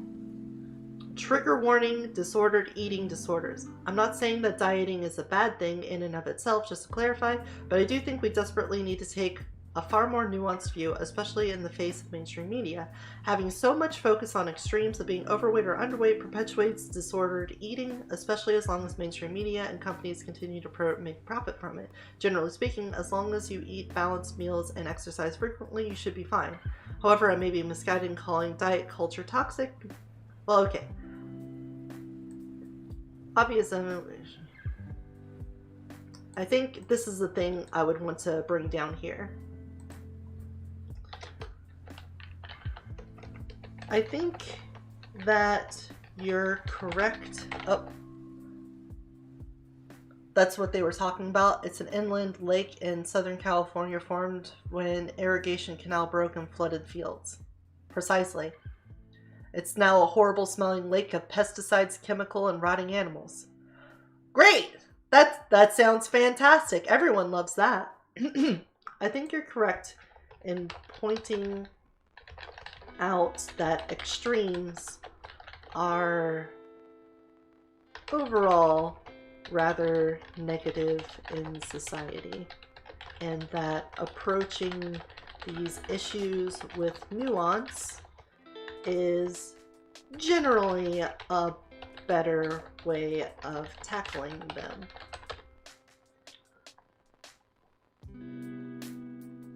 However, I think it's also important to point out that being over or underweight has man, I want to say generally a lot here, because obviously you can't give specific health advice to people when you're talking about general things. However, I think it's also important to point out being over or underweight has noticeable health issues, and having an appropriate diet can help fix those issues. America has more obese people on average due to a wide variety of intersecting factors, and obviously there's a desire to address that issue that gets expressed in a lot of unhealthy ways, like body shaming, what is it, like diet pills and stuff, pushing of questionable diet-based medication, and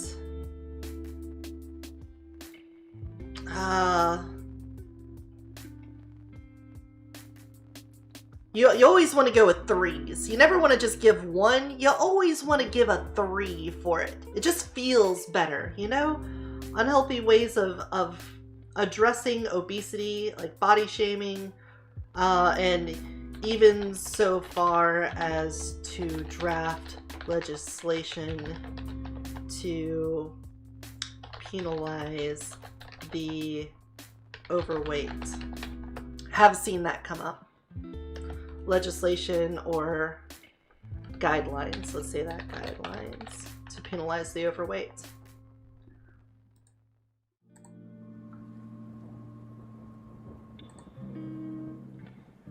Though I don't have an eating disorder or disorder eating myself, this is an issue I feel like is very important to me, but I don't want to speak over anyone who has been struggling with one of these lived experiences. If that is the case,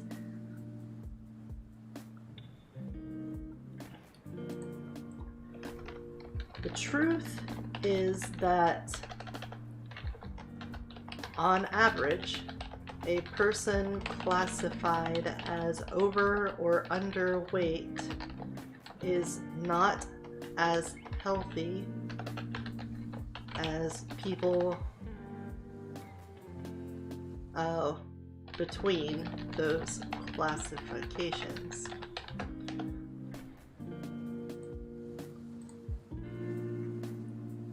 So it seems almost contradictory to focus on them being healthy without considering weight as one of the factors playing into that, regardless if the answer to that problem is diet focused. You know? Try to make it like an invitation for them to respond in kind. So let's read it back to make sure we're addressing the actual point and that I haven't meandered myself. So, however, I may be misguided in calling diet culture toxic because there is an obvious evidence that we must consider the extremes when the extremes are present. I think you're correct in pointing out that the extremes are overall rather negative in society and that approaching these issues with nuance is generally a better way of tackling them. However, I think it's also important to point out that being over or underweight has noticeable, thank you, health issues, and having an appropriate diet can help fix those issues. America has more obese people on average due to a wide variety of intersecting factors, and obviously there's a desire to address that issue. That gets expressed in a lot of unhealthy ways, like body shaming, pushing of questionable diet-based medication, and even so far as to draft legislation and guidelines to penalize the overweight. The truth is that, on average, a person classified as over or underweight is not as healthy as people between those classifications. So it seems almost contradictory to focus on them being healthy without considering weight as one of the factors playing into that, regardless if the answer to the problem is diet focused, you know? I think that works out fine. And I should have read other people's before posting my own, but we'll still look at them. You called being overweight an extreme. I don't know where you live, but in America, about 2/3 of adults are overweight. If you live in a rich country, it's probably not that far behind that. In much of the world, being overweight is common, maybe even normal, not an extreme. In the UK, England specifically, being overweight itself is not a normal state of being, though it has just become more normalized because it's common. Perhaps it is not as extreme anymore, but it is certainly concerning. What I'm saying is we should be equally concerned by being underweight as we are about being overweight. Okay, maybe they just did a bad job of putting their thoughts into words, because I was getting the idea that they were having issues with, you know, toxic diet culture and not the fact that they're focused more on overweight than underweight. But oh well, we've already answered, so let's move on. By definition, being fat is shameful. Well, look at that. I feel like this one was made in response to it. Shameful, worthy of causing shame. Shame, a regrettable or unfortunate situation or action. Regrettable, undesirable, undesirable, harmful. Being fat is harmful, which is therefore undesirable, which is therefore regrettable, which therefore causes shame. Okay. Okay, I appreciate somebody is actually breaking down definitions and stuff, but this seems like a very, I don't want to say disingenuine, because it's not disingenuine. It's like throwing it in your face. Like, look, I am using these definitions. This is right.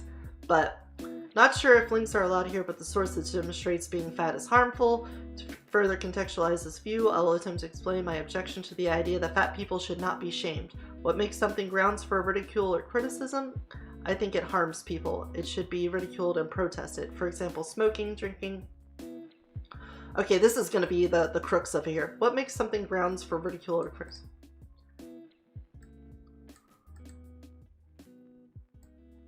For example,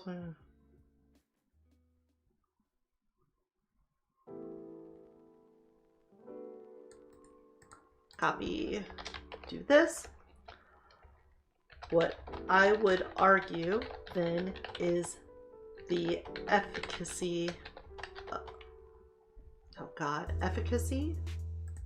Missed a C there, of the approach.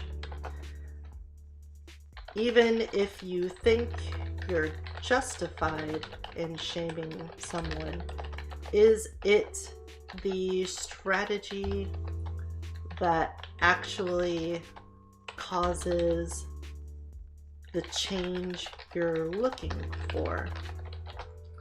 If instead of shaming overweight people, you generally applied some empathy and companionship and used your own life to lead by example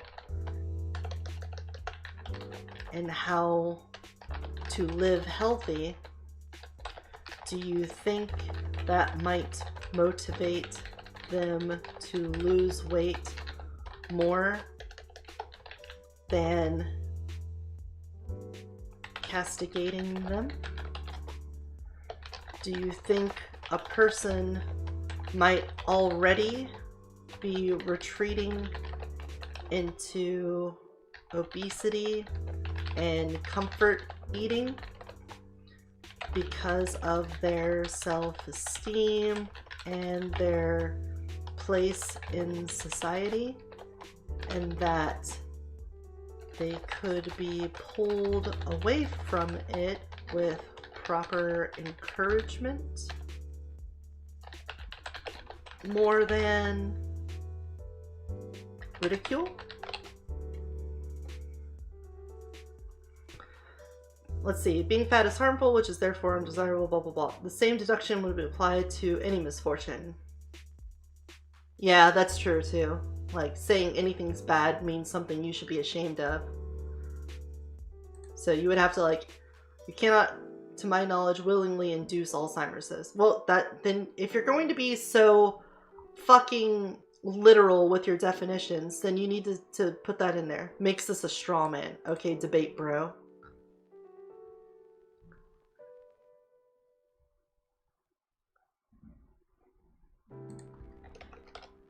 If your whole reason for shaming people is to get them to stop performing these behaviors, I would suggest you stop, because it's not an effective strategy for most people.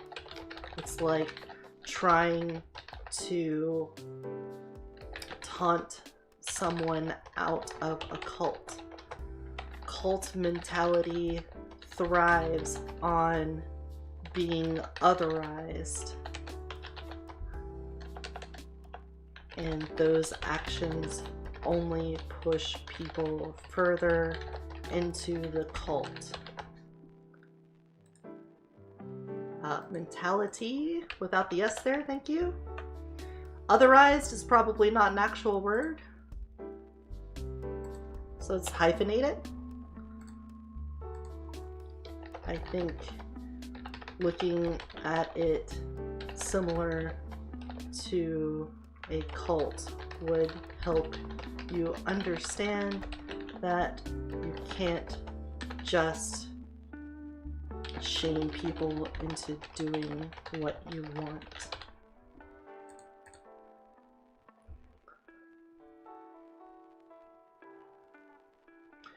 What I would argue then is the efficacy of this approach. Even if you think you're justified in shaming someone, is it the strategy that actually causes the change you're looking for? If instead of shaming overweight people, you generally applied some empathy and companionship and used your own life to lead by example on how to live healthy, do you think that might motivate them to lose weight more than castigating them?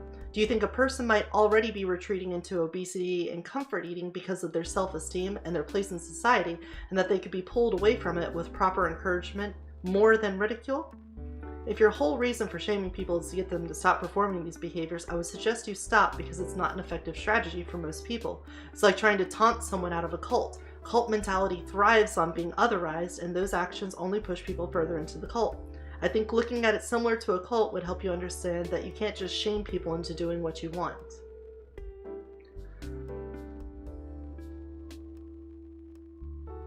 Yeah, these people are just arguing definitions. Whenever you're doing this, obviously having a shared definition for any kind of argument is necessary. Otherwise you end up talking past each other. But I think what this person has presented, I at least understand where they're coming from. I understand the context of what they say. So arguing the definitions just kind of seems nitpicky. And also, let's put a little bit of this in here. Oh no. When did I copy the whole thing? Damn it. Okay, so let's just come back up here and we'll steal our hyperlink setup. Edit. Copy. Thank you. Come back down here and paste. There we go. Anyway, the best way to fix modern female characters is to write them within the context of the story, no different than male characters. Potentially, but let's see what they have to say. Removed. Okay, well, I guess they had nothing left to say. A guy shouldn't be ashamed for not wanting to date a single mother. Well, let's see.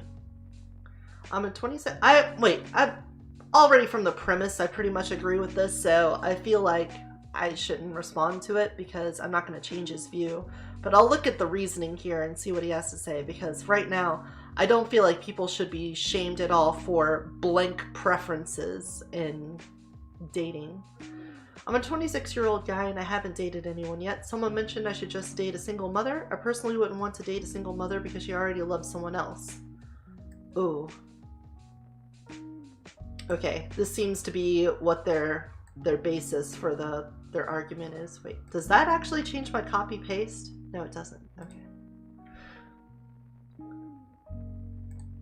She loved someone else enough to conceive a child with him at one point, and I think I wouldn't be loved as much as he is. If I got in a relationship with a woman who already has a child, I feel like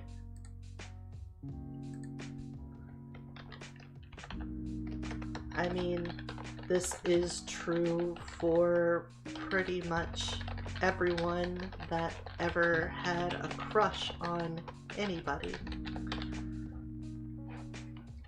If you resign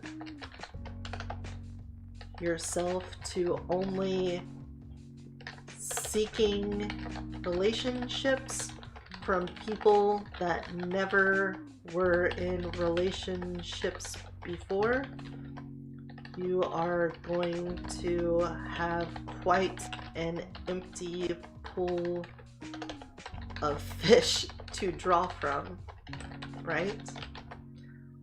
I think your issue here, without too much prying on my part, has to do with some other personal issue you have, because this seems like an unhealthy fixation on being someone's first.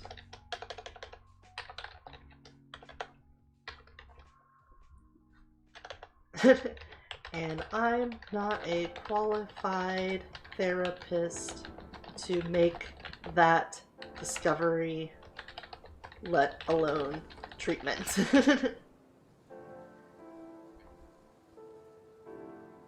Single mother's 9 out of 10 defies the father of their child. He changed my views somewhat, but I'm still thinking that the hatred was admiration at some point because I haven't dated anyone. I think with my personal experience,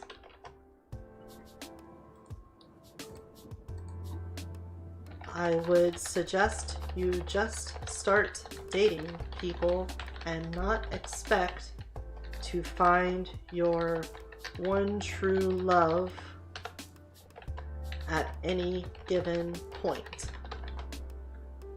On top of that, being in a relationship is also like a skill you hone. Being intimate and relatable to a person you are devoted to requires some amount of experience. If you deny yourself that experience with let's say if you deny yourself that experience, you might miss the opportunity to share with a person you are compatible. I know this isn't necessarily talking about single moms at this point, but I think it addresses the heart of what you're asking.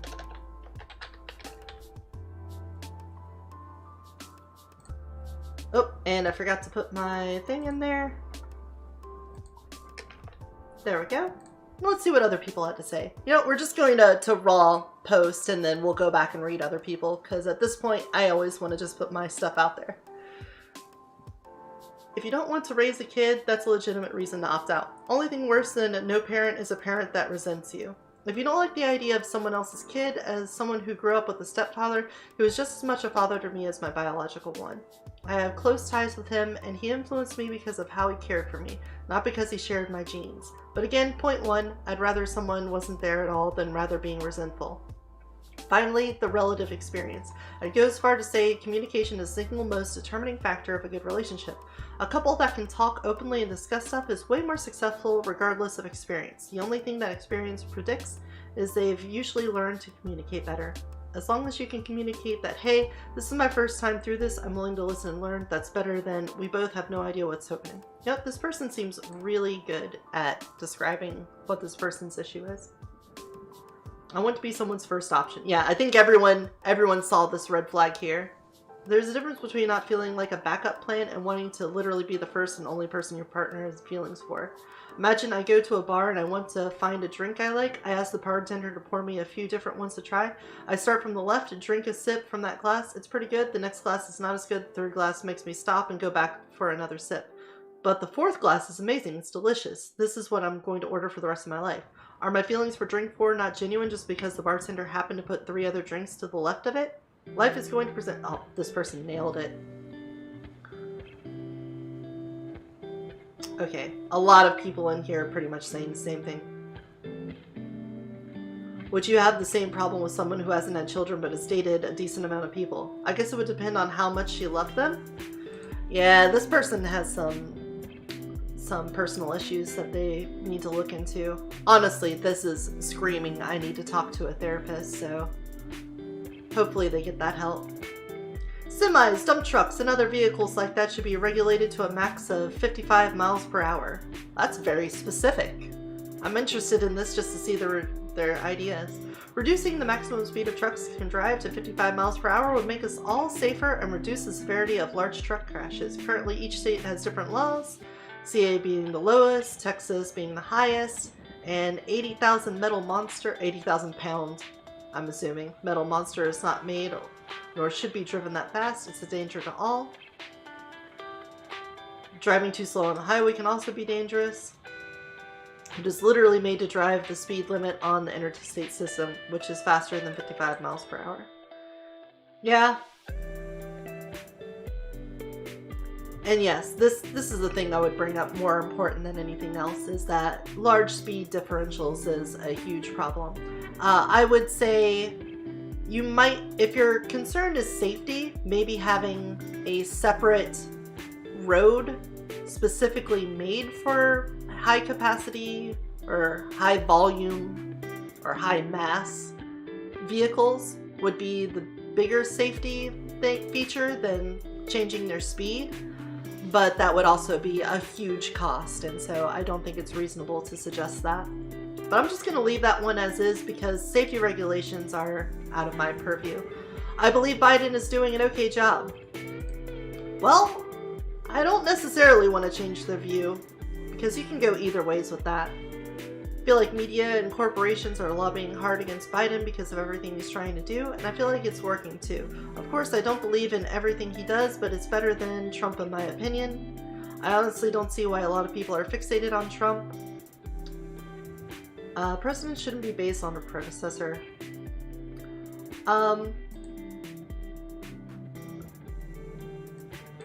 Okay, this is a nice thing to point out. Like, are you actually concerned with him doing an okay job, or do you just care that he's doing a better job than somebody else?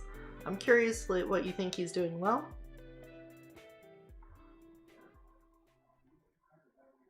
I'm not going to touch this one just because I feel like this person is just kind of looking for vindication from this. This seems like someone very tribalistic and they're just looking for agreement or looking for somebody to lambast for disagreeing. Maybe that's trying to read their mind too much, but that's just the impression I'm getting from this. But a thing I would point out, and I'm not sure if it's welcome and change my view. You know, I might put this in here.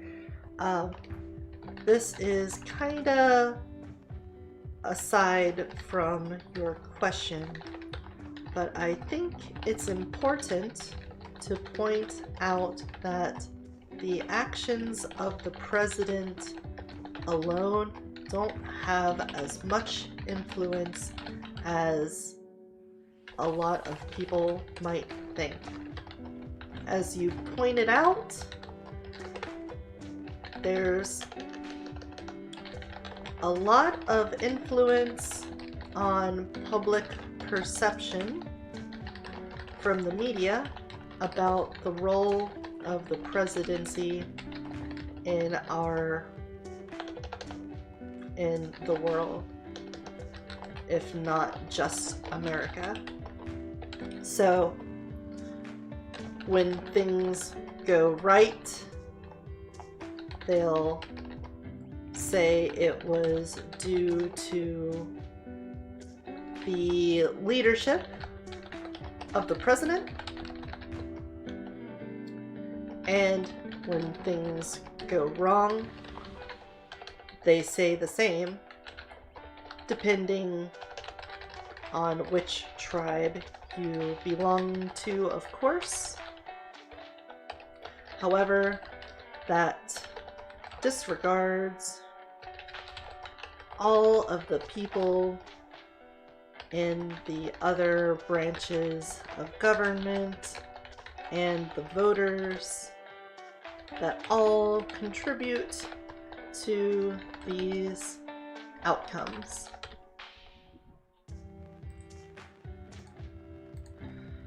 So let's separate that. So when you say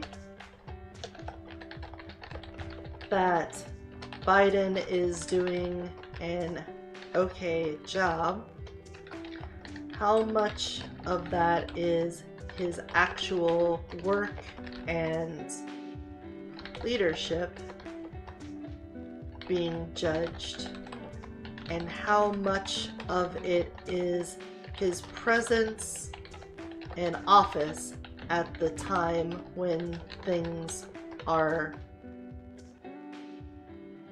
doing an okay job? Does that make sense to you? I feel like that makes sense to me. A lot gets heaped onto a president, and I feel like a lot more should be attributed to other aspects of the government outside of the president. And when good and bad things happen, it's easy to point to the president and go, well, why aren't you doing something about it? Or, oh, look, they did something and it wasn't what I liked, so it's bad. Or, something happened and it was bad, therefore it's the president's fault. And that's not exactly, honest.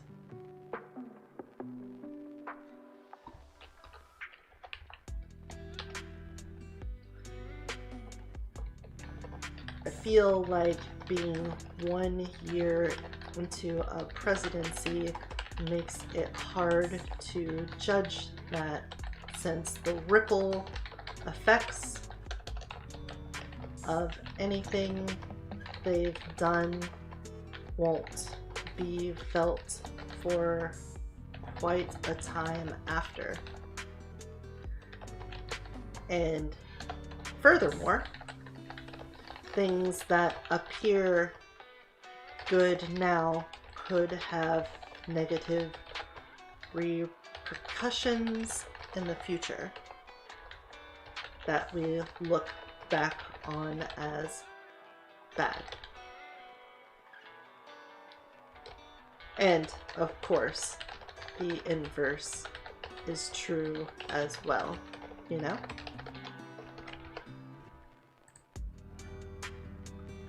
That seems reasonable.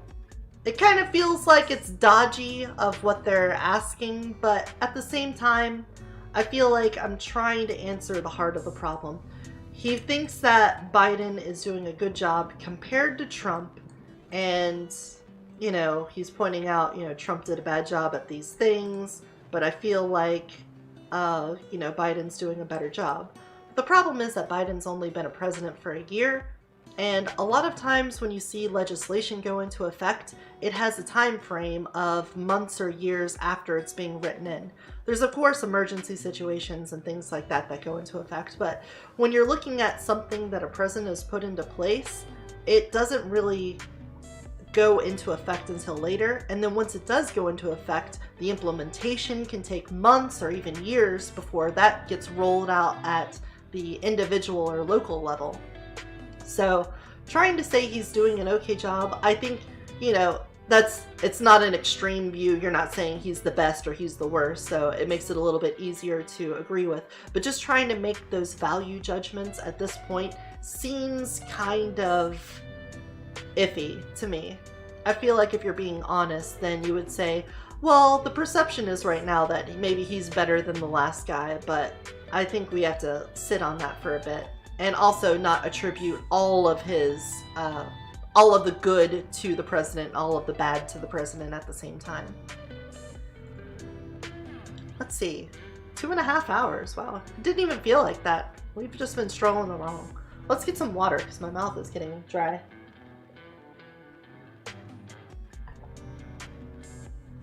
I don't know enough about either school system to really make an opinion on this, so I'm just gonna step out of that. Camping in video games is okay. This was 4 hours ago and it's at 46 comments.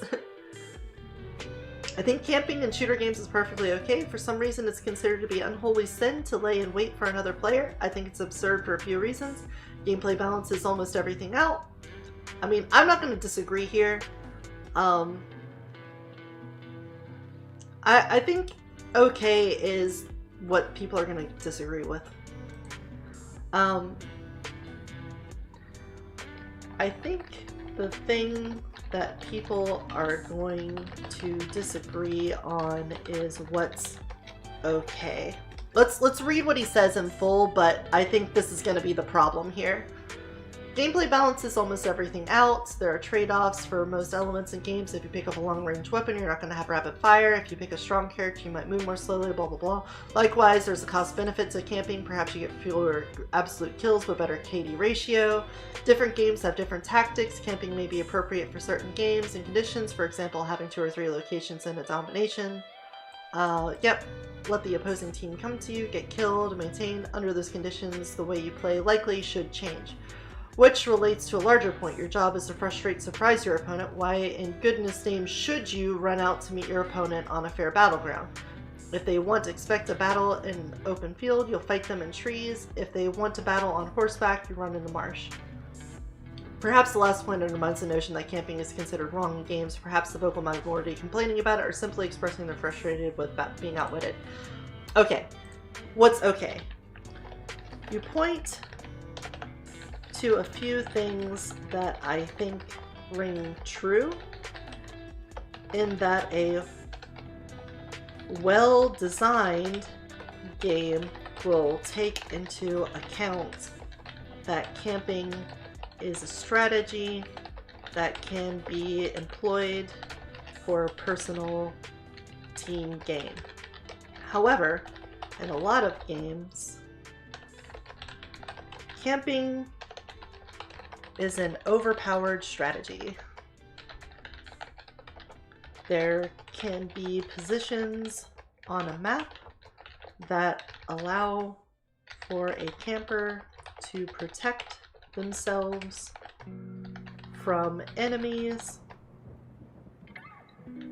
and there are not appropriate tools for dealing with someone occupying that position. On top of that, obviously, other design elements can introduce further imbalancing or unbalancing? Imbalancing? Probably unbalancing. Oh, no, imbalancing. There we go. Add that to the dictionary. Oh, what did you say, Luis? I think that the modern attitude towards camping is grandfathered down and when games couldn't be updated. And so if someone found a spot developers didn't intend you to reach, you can gimmick it to wins. Yeah, I think that's a part of it. It's like a cultural thing in shooting games. But this is about changing my view, and I don't think that's necessarily going to change his view.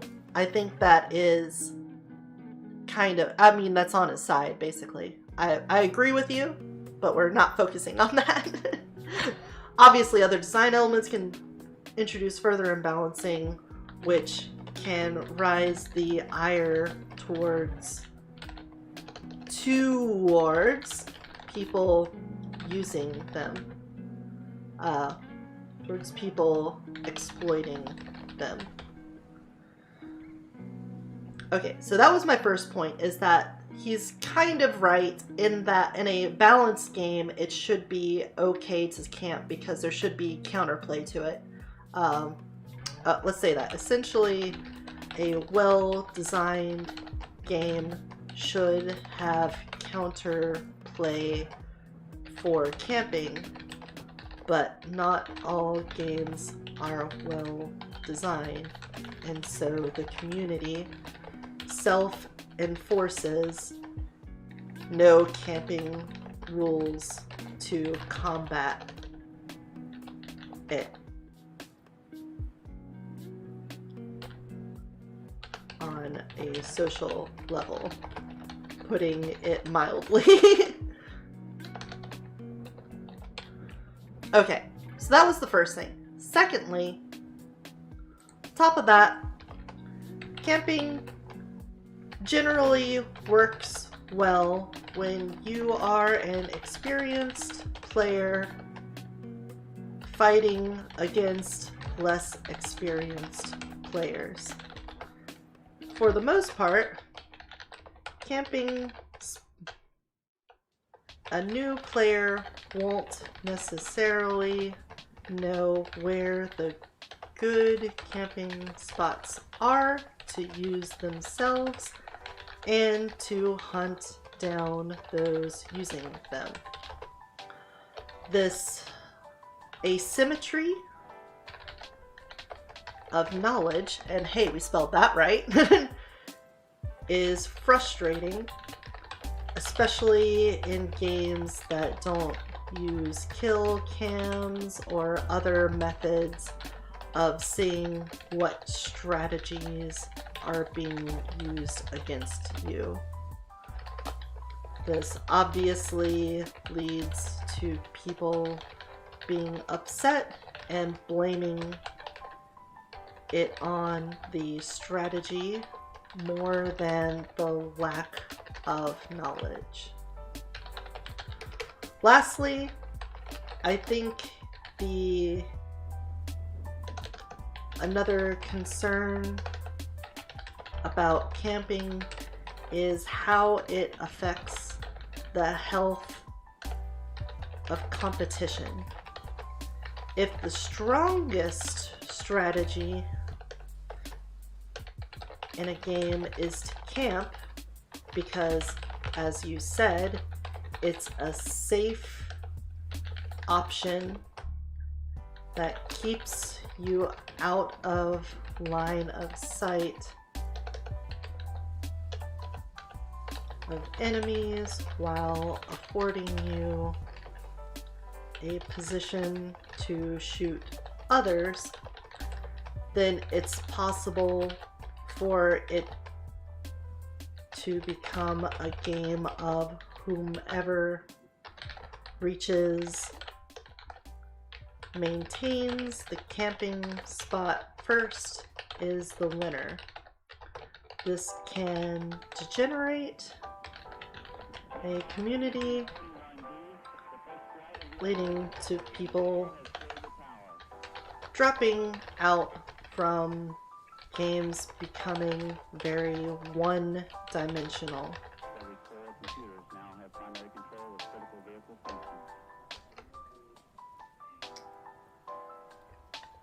I'll say I agree in essence that camping alone isn't something awful, but I think it speaks more to a game being poorly balanced, players not being aware of map position,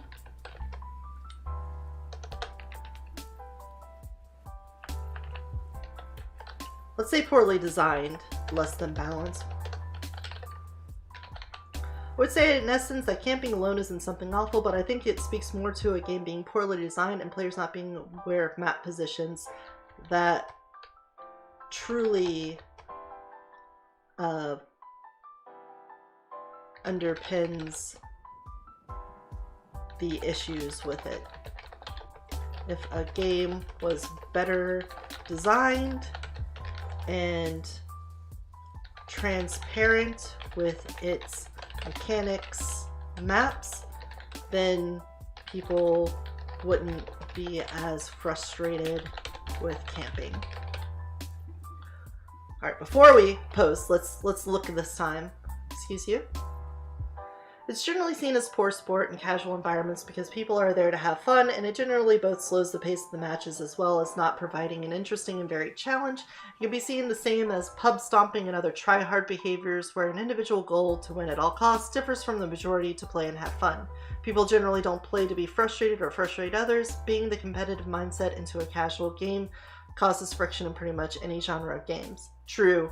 True. True. That's true and true. It's a lot about setting in context there. Obviously, if you're playing for like $10,000 and an esports team with 7 versus 7, and then camping is just going to be part of it. But then that kind of rings back to what I said about the asymmetry of information. So there's that too. There's also issues that arise with camping in specific, such as camping spawn locations. Ooh, yeah, that's particularly frustrating.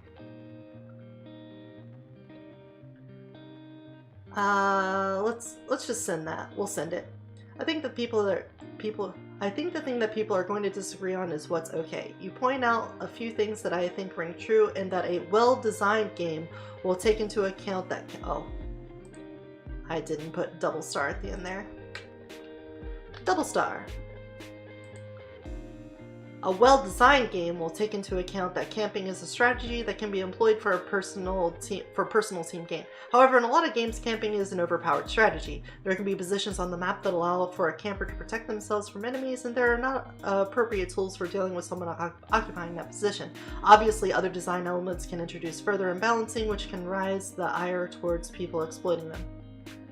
Essentially, a well-designed game should have counterplay for camping, but not all games are well-designed, and so the community self-enforces no camping rules to combat it on a social level, putting it mildly. On top of that, camping generally works well when you are an experienced player fighting against less experienced players. For the most part, a new player won't necessarily know where the good camping spots are to use themselves and to hunt down those using them. This asymmetry of knowledge is frustrating, especially in games that don't use kill cams or other methods of seeing what strategies are being used against you. This obviously leads to people being upset and blaming it on strategy more than the lack of knowledge. Lastly, I think another concern about camping is how it affects the healthy competition. If the strongest strategy in a game is to camp because, as you said, it's a safe option that keeps you out of line of sight of enemies while affording you a position to shoot others, then it's possible for it to become a game of whomever maintains the camping spot first is the winner. This can generate a community, leading to people dropping out from games becoming very one-dimensional. Okay. Yeah, I think that's pretty reasonable. Do you agree with that, Louise? What are you thinking?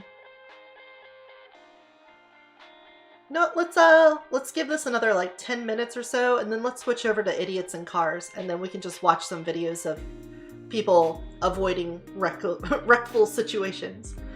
If corporations successfully launch their own cryptocurrencies and NFT products, a system that more closely resembles feudalism will result.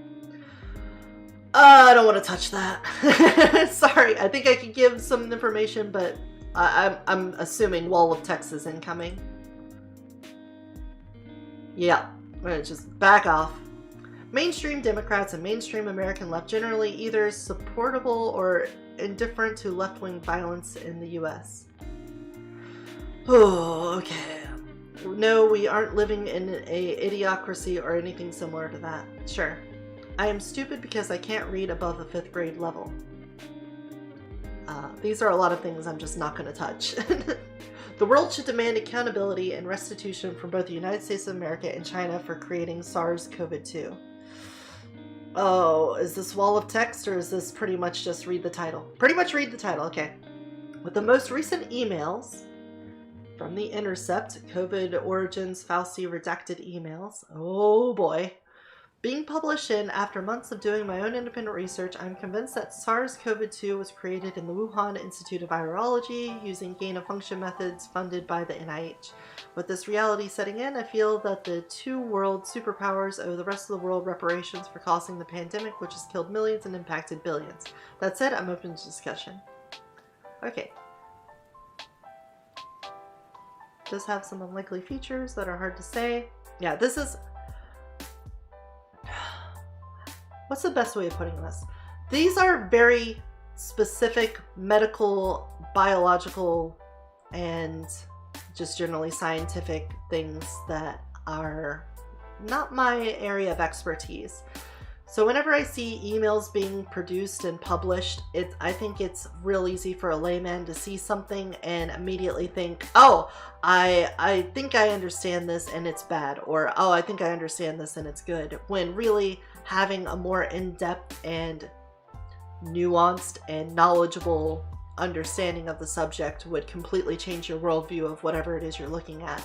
And depending on which piece of media you get something from, could really exemplify whatever aspect they're trying to pull out of it. So if they're trying to terrify you, it'd be easy to pull some redacted emails out and, you know, contextualize it in a way to make it more terrifying, when honestly it might not be. And then the other way works too, where if somebody really wants to downplay the effect of something, they can contextualize in a way that completely dismisses it. So when I see something from mainstream publications and not the actual source, I get a little bit concerned. Let's see, emails.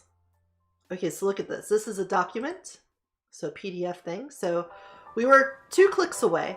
This person's talking about something. Their source was a publication. The publication, say, a letter signed by James Corner and James Jordan, was followed by pages of notes on emails that were first obtained through the Freedom of Information Act by BuzzFeed News and the Washington Post, but were heavily redacted when published in June 2021. The redacted emails included the agenda for telephone conference between the NIA and ID and the Infectious Disease Director Anthony Fauci. So that's what these should be. Permanent transfer.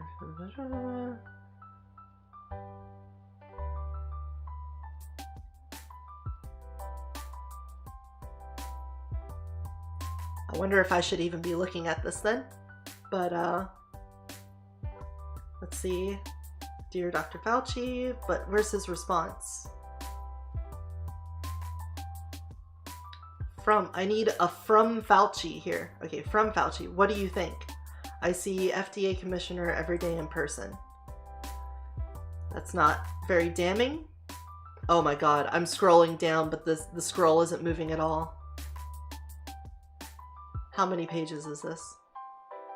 Holy shit. No. There's no way I'm gonna get proper context from this. Louise! Hey, at least it wasn't another pipe bursting, right? Oh my gosh, okay. There's probably something to really sink our teeth into on this, because I wouldn't be surprised if there's some stuff going on between China and America and blah blah blah behind the scenes. And getting a big information dump with a bunch of emails, yeah, that could be pretty nice, but that looked to be like thousands of pages of emails, and trying to dig through all of that to get to the truth would require a lot of dedication. And so I'm just gonna let some very online individuals dig through it, and I'm sure they'll pull out the right ones, and then I can dig into it. Because, you know, this alone, it's so much information that all I need is for somebody to direct me to a certain page on this list, and then I can read the ones above it and below it and follow the line from there. But just getting this thrown at me and say, hey, look, there's something bad in here, and it's like 1,000 pages of emails. I'm sorry, I don't have the patience to do that, let alone on stream. Primary and secondary schools are essentially babysitting centers. I already agree with you. People who feel grief and heartbreak when they lose someone they love are selfish. That you need some therapy. Change my view. The US government should not cancel student debt. That could be an interesting conversation. Service workers and anyone who interacts with the general public for a living should be able to rate customers or anyone they give service to. That's a little terrifying, because you're only thinking about that being used in the right way. I want to hear clear and limited. They should not apply to essential workers. They should only... This is way too much. Way too much. Sorry. Gotta back out of that. That was like 5 pages of information. So, done. Sorry. Moving on. If you can't condense it down into something somewhat digestible like this, then we're not going to touch it. I'll preface this by saying I'm a college grad with a college degree, university in my late 20s, the first one I oppose the cancellation of student debt. Effectively, student debt cancellation asks American taxpayers, the public universities in every state provide a fine education. This is always acceptable. I do support free public college for all, as well as debt forgiveness.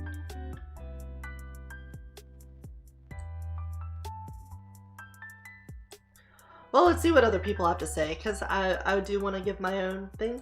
Read about how student loan programs started innocently enough as a federal program, but crony capitalism morphed it into the monster it is today. Thanks for sharing. This was an interesting piece. Certainly true that the ease of access to debt for students incentivizes colleges, specifically private ones, to raise tuition. That said, I'd circle back to my point about public universities. Isn't it true that attendees at private schools opted to decline the chance to attend a cheaper public option and knowingly took on additional debt to do so? Interesting. Oh gosh. Taxpayers already paid. The money given by the government for these loans is already spent. Much of it is never going to be able to be paid back by people, and those that can will be doing so over several decades, so forgiving the debt does not increase the tax burden on anyone. I disagree that debt forgiveness is necessarily just subsidizing poor decision making.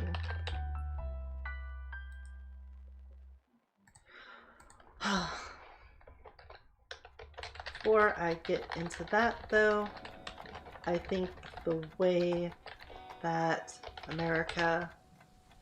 Oh man, I can't type now. I think the way that America deals with higher education is more of the problem than the debt. Even if the debt were forgiven, the current system ensures that there will be more down the line. So I think before you could even touch debt forgiveness, you'd have to address the system that made it so that tuition costs have risen so high and made people dependent on loans at all, let alone federally funded ones. With that said, I think there's also a lot to comment on the social pressures on children that aren't fully equipped for the responsibility of holding these loans. We're talking about an age group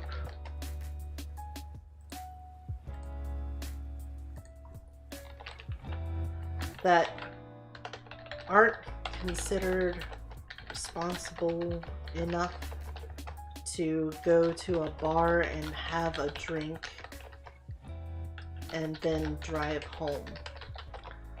The same age group that generally won't be allowed to finance a house or even get a credit card because they aren't seen as responsible enough. Yet, at the same time, the same age group is given the responsibility to make a decision about taking on massive amounts of debt to pursue an education that they might even not want after a couple of years studying under it. Pursue. I feel like this is very confusing for anyone that looks at it from the outside. Why are we allowing young people to get in this position to begin with if we simultaneously say that they aren't capable of responsibility for things that at least I perceive as being lesser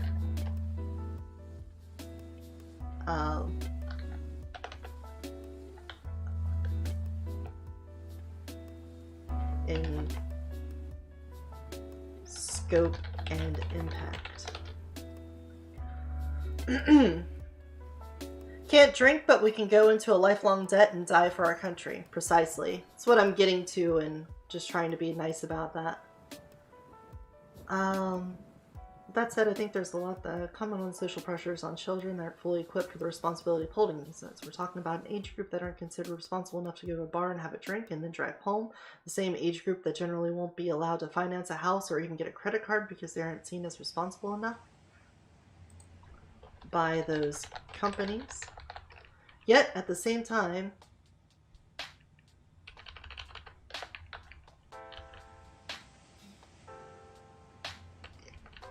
and even by the same businesses The same age group is given the responsibility to make a decision about taking on massive amounts of debt to pursue an education that might not even want after a couple of years of studying under it. I feel like this is very confusing for anyone that looks at it from the outside. Why are we allowing young people to get in this position to begin with if we simultaneously say that they aren't capable of responsibility for things that at least I perceive of being lesser in scope and impact? If there's a system that tells young, impressionable, financially illiterate children that they have no future without a huge monetary investment in their education, then you're going to have generations of kids diving head first into it, thinking that's what they have to do. I feel like there's some responsibility on those that built that system and pushed those kids into that pool, and saying it's all on their own poor decision making and leaving them footing that bill when inevitably it falls out for a majority of them is cruel and destructive to the economy.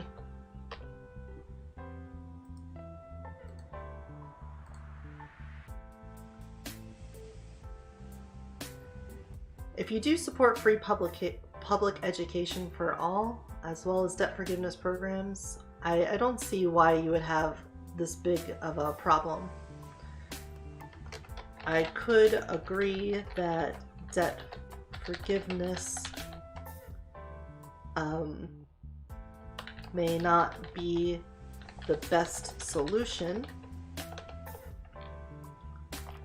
but I think there should be something done to stop this from continuing to happen, and some kind of path to expunging the debt for those carrying it. I think that makes sense.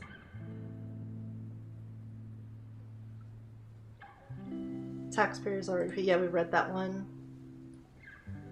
Not everyone with student loan is making that much money. A large part of the push is because that assumption about college degrees paying themselves off in added income has proven to be less than accurate for a large subset of college grads.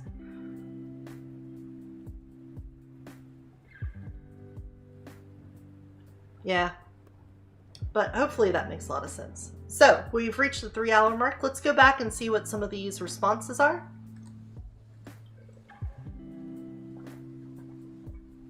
Alright, if you needed to have an orgy with all the major characters from any TV show, what TV show would it be? The situation I imagine is Jigsaw telling you that you need to play a game. If you don't comply, he cuts off someone's dick or something like that. Was that you?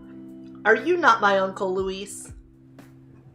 I'm gonna look at your past. This is you for sure, isn't it? I made a Twitch-related quiz called Who's That Twitch Streamer? Where you have to guess who the Twitch streamer is behind the darkened image. Is this you? You can tell me.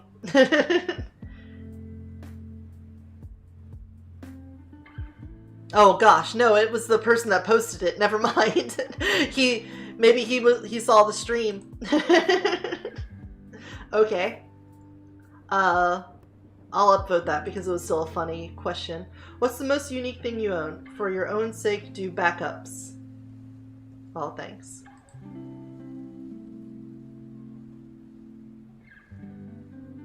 Did I not?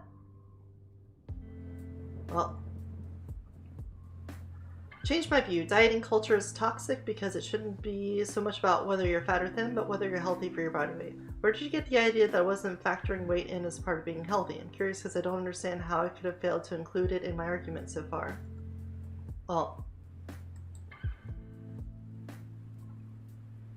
I mean, it was like the essence of the entire post.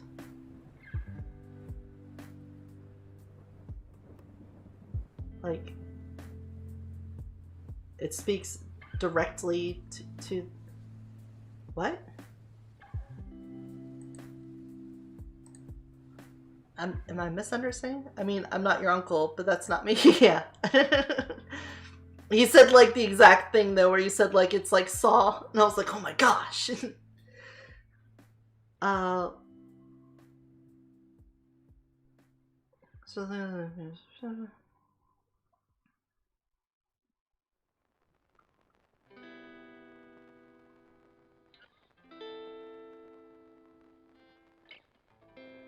mean, it's right there in your title, and you don't actually, like, add more nuance to that. This is an issue I feel is very important to me, but I don't want to speak for anyone struggling.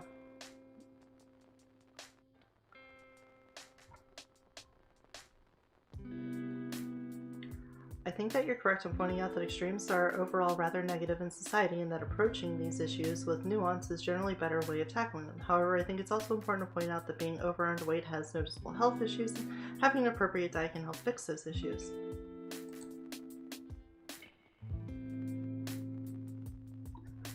I mean, it's in your title, and also you don't supplement that view in your OP with any further elaboration. You say that extremes are bad, and I agree, but your focus is on toxic diet culture.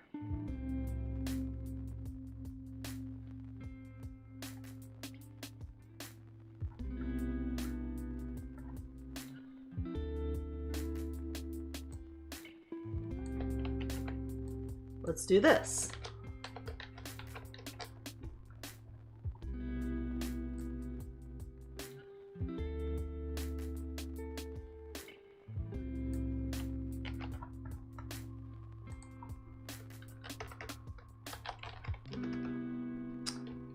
This was the question. So I think it's fair to say that you were downplaying the role of over, underweight, and health from the outset.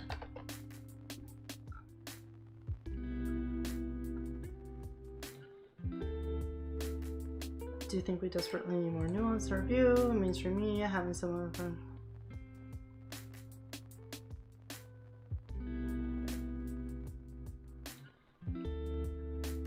Yeah, you're just talking about how, you know,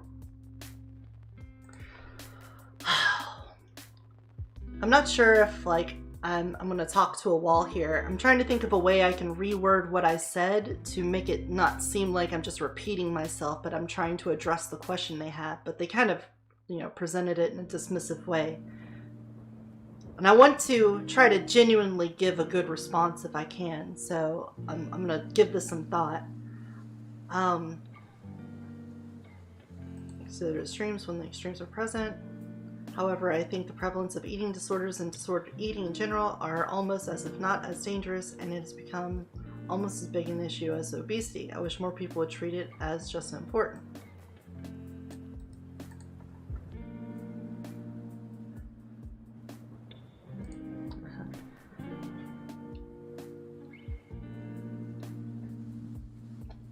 Then you spend most of the OP talking about how you think diet culture is just as bad as being at an unhealthy weight, which is kinda a different question altogether.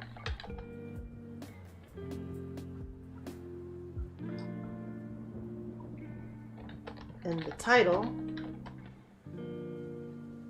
make it sound like you are healthy, you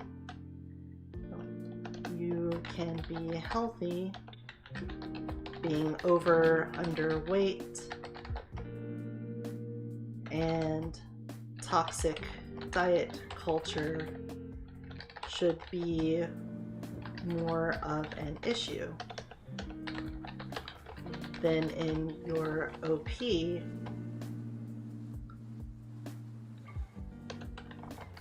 say that the extremes can be bad and that diet culture can just be as extreme. So it's a bit confusing. I'm sorry if I didn't grasp what you were getting at.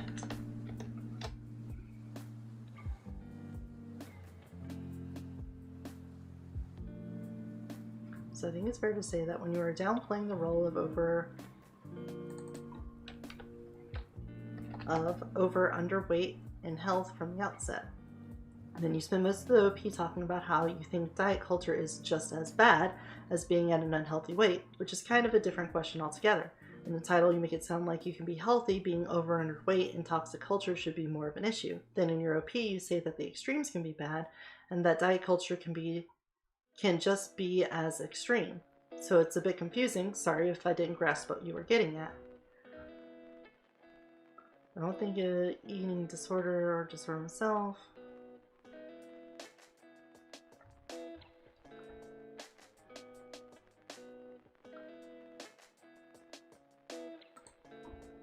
So it seemed to me that you were saying that weight doesn't matter for factoring health.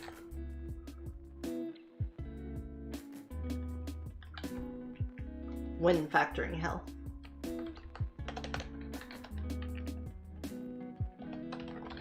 Because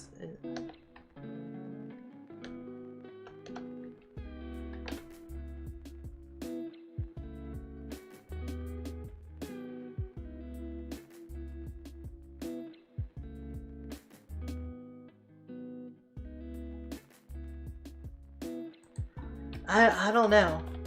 I'm not sure how to respond to this.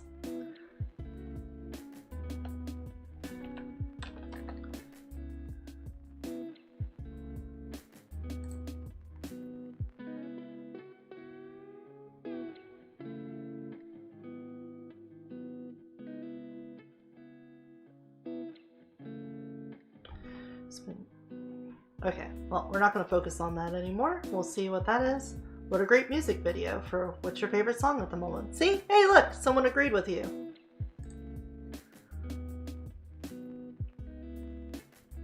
Cure Force, you know, I probably should have gone through some of these. Oh, they like that. Oh, it was mine. Sorry. It wasn't the one where we answered with yours. Okay, let's go to Idiots in Cars. Let's lighten up things here before we do some outro for it. Idiots in Cars. Alright, opens the car door into oncoming traffic, then blames guy driving down the road. This is gonna be nice, isn't it?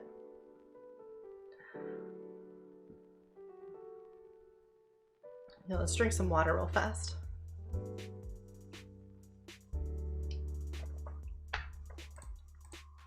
Play. Oh, there's volume on this.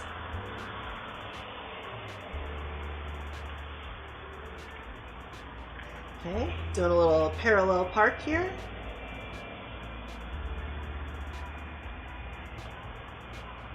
I'm assuming it's this car that we're talking about here. Alright, could you like crop the video a little bit for me here? Could we not have started this at least at this point?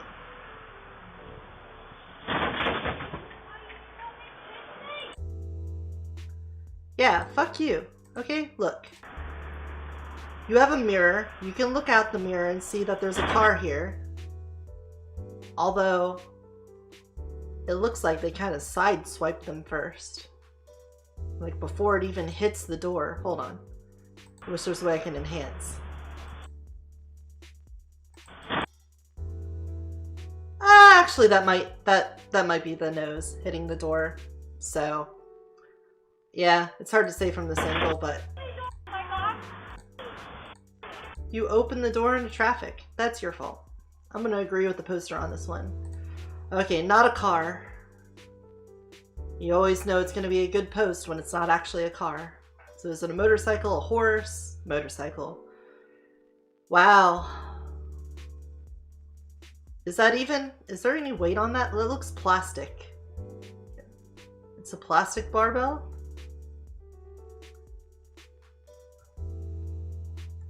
Sure. Sure. Whatever.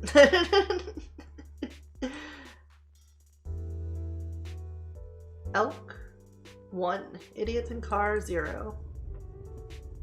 Watch out, buddy. Just move. Fight? Don't.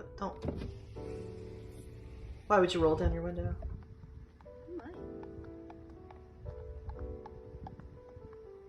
Yeah. You want to go, bud? Don't. Oh, why would you say that? Now you're just inviting whatever it is. Yep.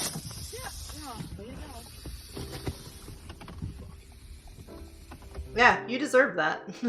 Sorry. Like, you're just sitting there provoking it.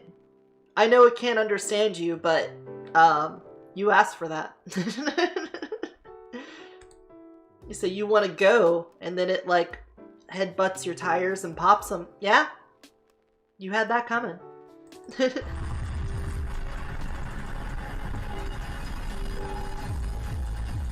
Oh god, why? Why? Jesus Christ. Dumb fucking bitch. I agree. This person is a quite stupid person. Yeah, and sorry for that guy too. Like, just check your mirrors, people. That's why we have this invention of a side mirror, so you can see on your side. That's a pop tire noise. You got it. You identified it. I'm pretty sure that elk knew what it was doing. It's like, I've done this before. You know how many cars I've popped? You can't see them. They're over there in that snowdrift. They eat off the corpses of the people that try to confront the elk.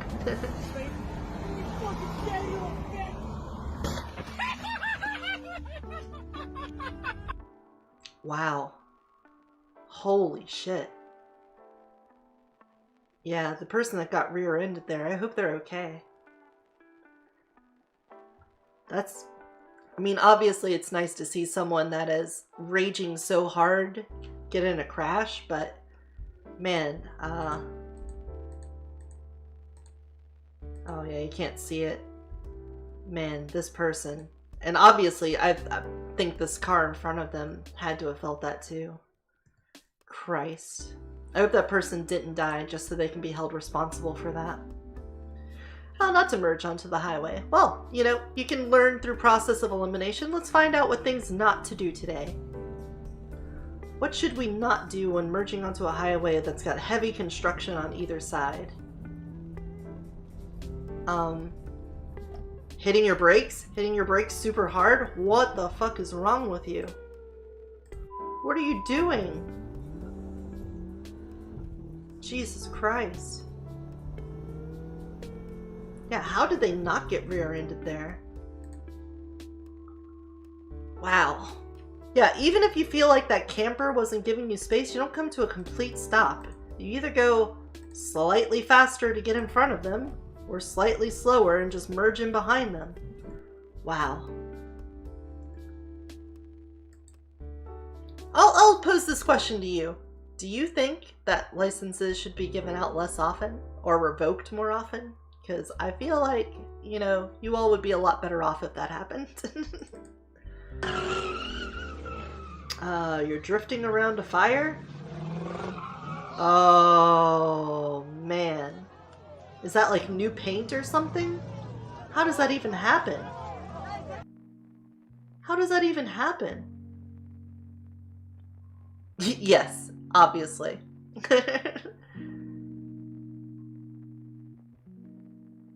Yeah, what? Tire dust? Oh, probably ignited the smoke coming off the tires from drifting. Okay. It's like when you make an air fuel bomb or like sawdust catching on fire, how explosive it can be because all the particulate in the air. That makes more sense. So it's not like the actual door caught on fire. Let's see if that makes sense here. It's drifting, touches the fire, it ignites. Yeah, you know what? That's probably just the smoke igniting from that. Or maybe not. Look, it's like sustaining the burn on the side here. Maybe there was like particulate built up on the side from the drifting, like it caught some of the oil and stuff from the ground. I'm a good driver, but I never had to make a left turn or parallel park when taking my test, and that scares me as to what else other people are missing. You never had to parallel park? I feel like that's necessary. Well, hopefully you can go out and just practice that. You know, go find yourself a place where you can parallel park, and then you can do it and feel comfortable with it. Oh no, someone's gonna get in an accident here. And it's a motorcycle by this thumbnail. Oh no. Oh no, oh no, oh no, oh no, oh no. Jesus Christ.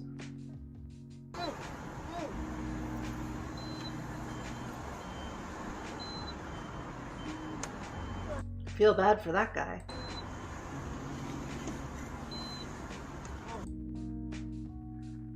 Jesus. And yeah, they probably... Nope. And luckily I knew how. Took driver's ed and everything. Oof. Big oof there. Let's go back to talking about education in America. Driver, I'd like to get out now. Driver. Excuse me, driver. I would like to get out now. What is this? Is this a golf cart? Oh, it's a golf cart. Okay. I thought it was a bus at first. What are you doing? What are... Oh, no. Oh, no. Oh, a 2-for-1? Okay, I really feel like this doesn't fit the subreddit because this was more like idiots out of cars, but okay. This could have ended very badly. Well, I'm glad that it doesn't then. I think it's a Jeep. Oh, it could have been a... You're right. That could have been a Jeep, not a golf cart. Alright, we got red lights here. Wow.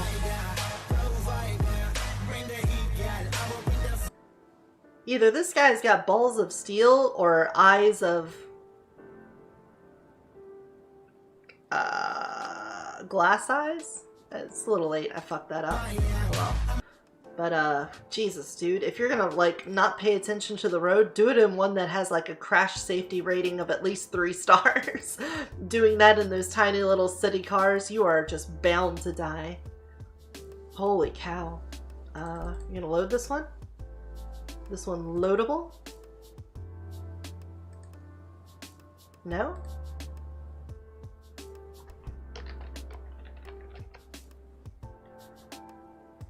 Okay, I guess we're just not doing this one. Can we open it in a separate link? No, we can't. It's probably taken down. I think he forgot something. Oh boy, is this a person reversing on the highway? Or going down the wrong side of the road?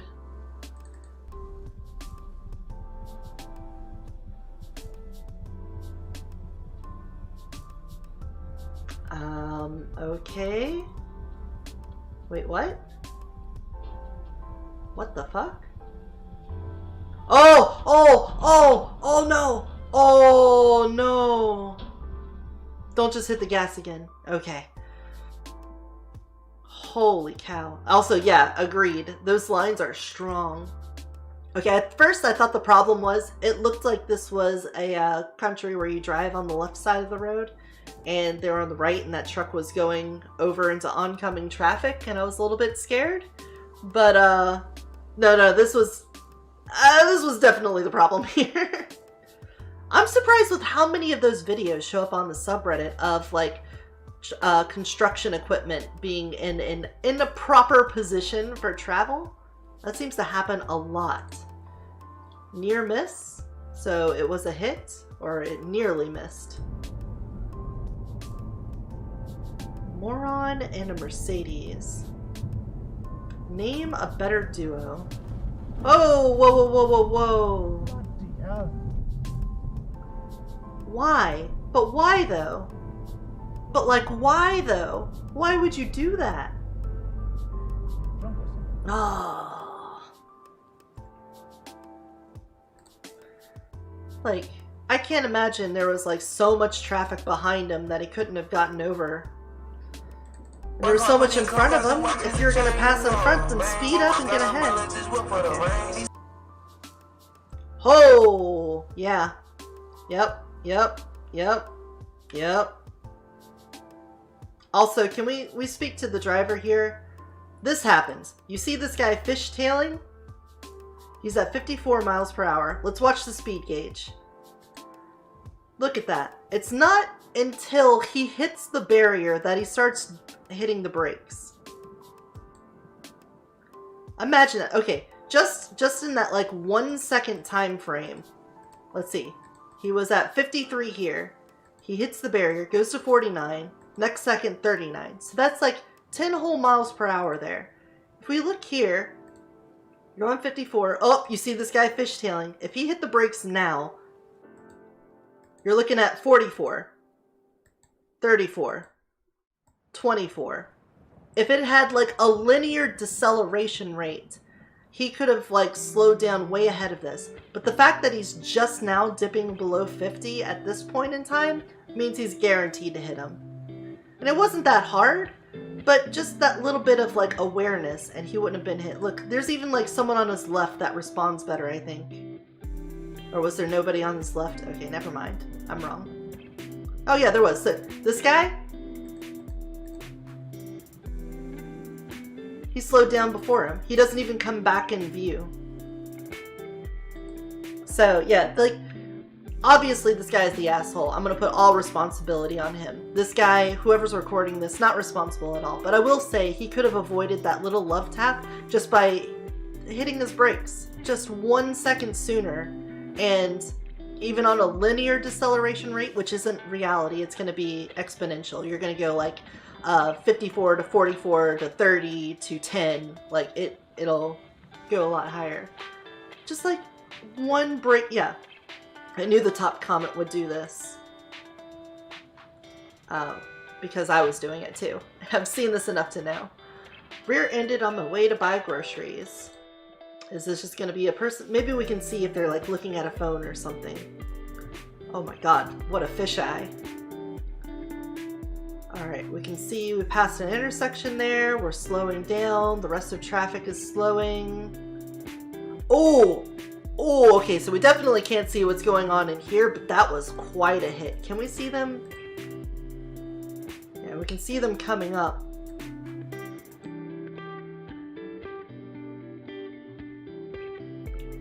Well, this is what the inside of the car looks like. Wow. And yeah, it wasn't the Jeep this time. I was trying to really look in here. That kind of came out of nowhere. Idiots on ice. Oh boy, here we go. Here we go.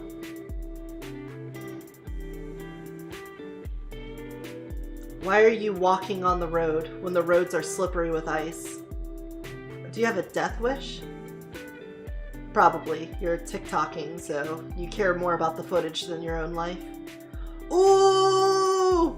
Deja vu! I've just been in this place before, higher on the street. Oh, okay, I'm gonna call it now. Somebody's gonna do that here. Oh, okay. Safe at third, what a slide. Nope, no initial D references. I lose the call this time. Don't be a cockyaff in the snowstorm. I have no idea what a cockyaff is, but... Oh! Okay. Cocky as fuck. I can read. I got it. Gotta pay off those loans somehow. Shovel my driveway, the road, the bus, not risking my car. I can just pay $3.25 for a bus ride.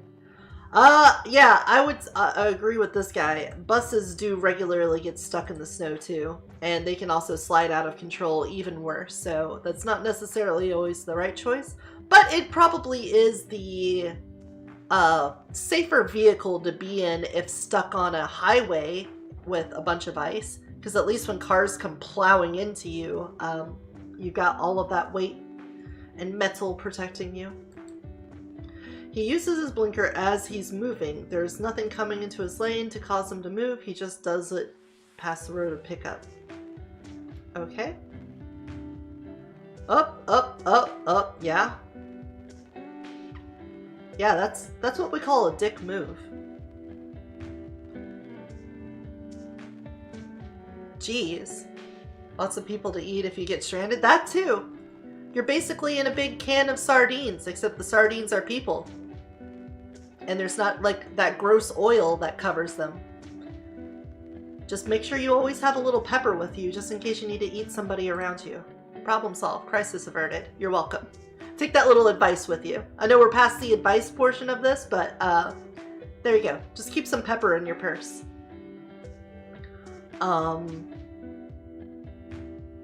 Solid white line. This is a solid white line. This is a solid white line. Do you understand that? What are you doing? Yeah, I appreciate this person giving them a wide berth. Do not get in the space of this idiot. What are you? Oh my god. And they're still doing it. Through that whole turn. That whole turn you were in that. Yeah, exactly. They were just asking for problems there. Wow. These people breathe the same air as you guys. Oh, they're definitely... Unless it's a high school bus, then they're definitely covered in oil and or Axe body spray. Okay, a part of me makes would like to think that that could taste good, but I feel like that would not taste good. However, just like that exploding car, you could probably light them on fire and get a nice little grill on them. They probably char nicely. Driving casually on the freeway when a wild Subaru appears. I was going the speed limit for reference. Oh, well, let's see. It is not a dash cam that hooks up to the computer, so we don't know for sure.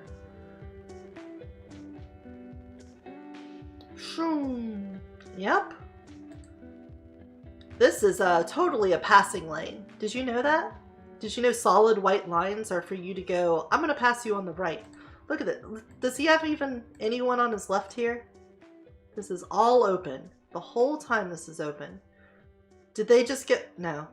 No, they weren't trying to, like, turn off and then came back. Just complete...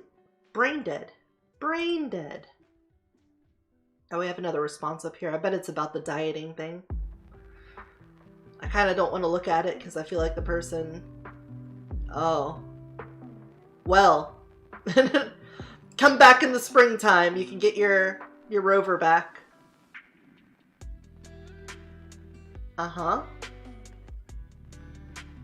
Okay, I don't know why you needed that last part because this is already the dumbest thing. That's the worst. Oh, too soon. Still too soon. But seriously, you didn't foresee this? When you've got a mountain of snow with a higher peak than the, like, width of your tires? You're asking for that. Maybe, like, their spatial awareness is so bad that they couldn't tell that. But if that's the case, then why are you doing stuff like that? That would happen to you all the time then. Regret nothing?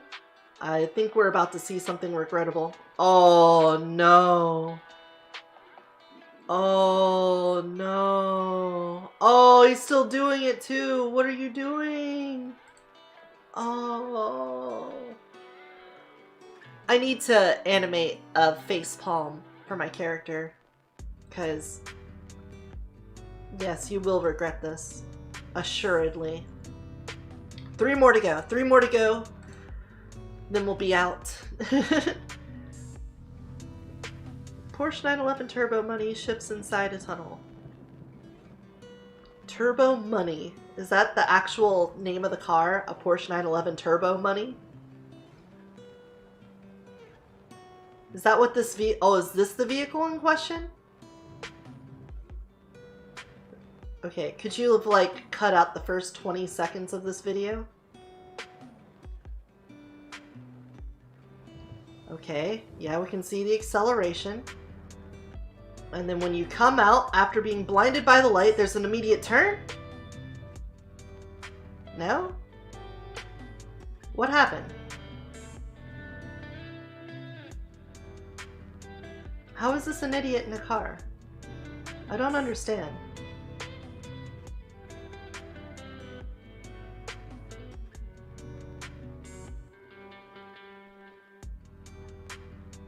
I don't understand. You know, I'm assuming that money shifts. Okay. Oh, you know what? I bet it was something to do with the audio. Hold on. Let's go back. We'll try that again.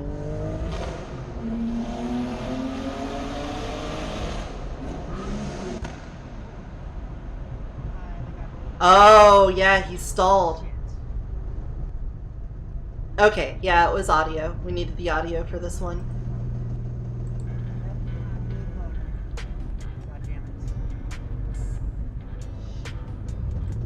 So he probably blew out his transmission, I would guess. Something along those lines. That seems to be the problem with shifting. I'm not like a major car person. I don't know a lot of mechanics and stuff, but I would imagine if the problem was with the shifting, that it probably ends with the transmission being busted. Sucks to be you. It's probably why you shouldn't be, like, showing off like that. Dedication, though? Oh, what is this? What? No. No. Why? How do you even get into this position? What? Oh, no, no, no, no, no, no, no, no, no, no, no, no, no, no, no, no, no. No, no, no, no, no, no, no. Oh. Are they drunk? Are they high? This looks Korean. It's... Oh,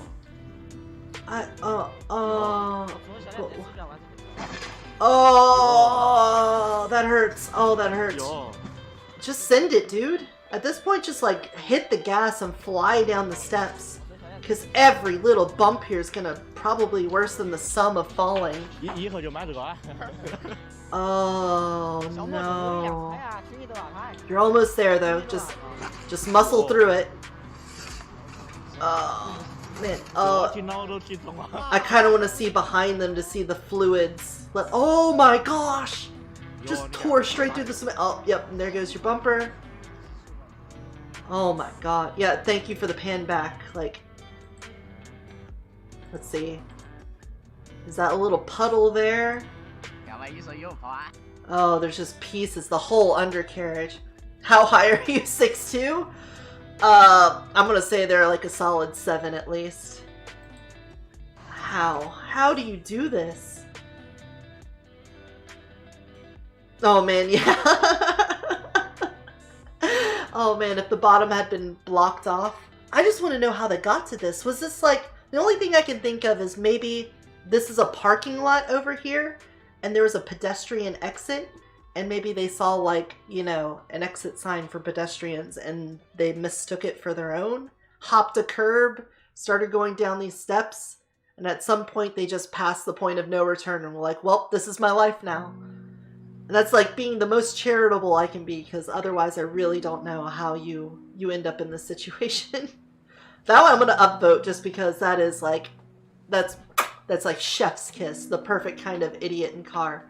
Nobody else got hurt immediately, and they're obviously so stupid to get in that situation.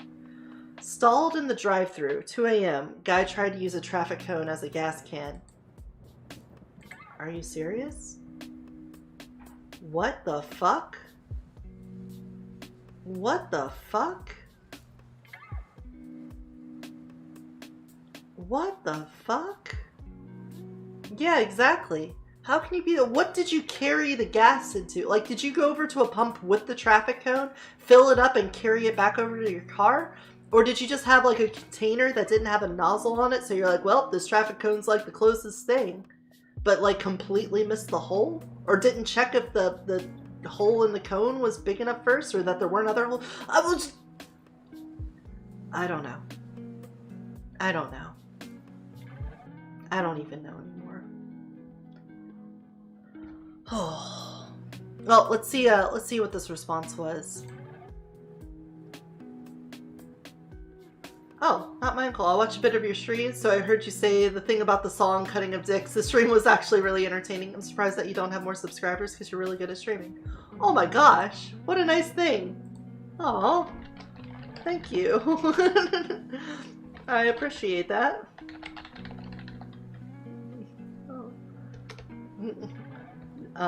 If you I feel like I should do my duty as a YouTuber and say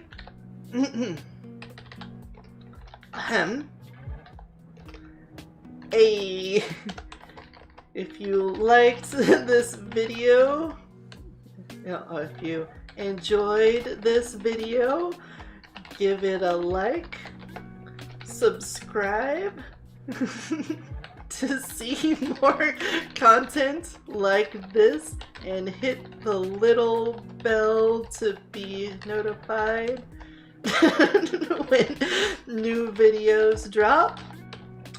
Leave a comment if you have anything to say, and I'll catch you in the next video. In the next one. Lol. Nice. Thanks, not my uncle. I hope you did enjoy the stream. Let's get close to wrapping it up, but sorry you can't understand hyperbole. No one's gonna watch you. Oh. How about this? But you know, we're gonna do this. We're just gonna throw that right into their face.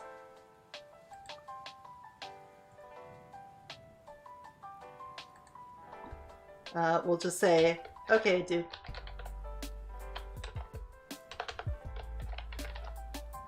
Take care.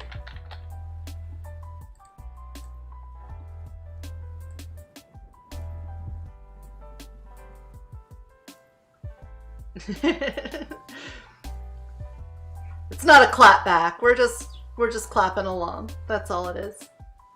You know what? I should also open an invitation to anyone that wants to ask me questions, obviously on stream. I have that benefit afforded to me. So Luis, do you have a question you want to ask me? I could try to answer it, or anyone else that might be watching right now. We could try to do a little bit of a advice column there. Rehydrating, sorry. And we can try to help you out there. And while you're formulating those questions, I'm going to go to the Gunfire Reborn and see if there's people asking questions here, because there's almost always questions. Can any weapon get Gemini inscription for shared elemental? Yes. Someone's probably already answered that with 3 comments. It's just random from when you reroll. Man's taking your money. Flowing Light is my preferred choice for lightning elemental. Just dropped 2.k rerolling Flowing Light. Started to wonder if some weapons had Gemini restrictions. Yes. Yes. Some weapons can't get certain Gemini. I have to ask, were you trying to get a shared crit on that melee weapon?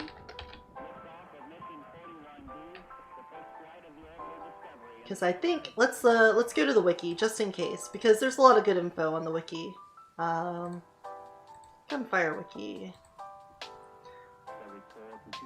What are opinions on anchovies on pizza? If we're being absolutely honest, I've never eaten an anchovy on a pizza. I had an anchovy by itself and I didn't like it, so I just decided I wasn't going to put anchovies on pizza. It could be something with the flavors that could really help balance them out, but I've just kind of eschewed it based off of that taste. Inscriptions.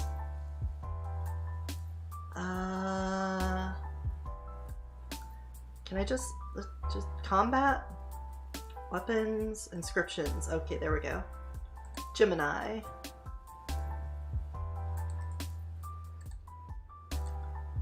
Gemini inscriptions activate both weapons that require Gemini inscriptions to appear. Weapons that are blah blah blah blah blah.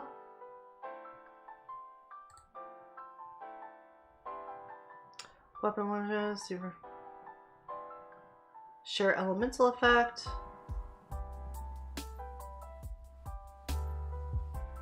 Because I'm almost certain that... Okay. Yeah, here we go.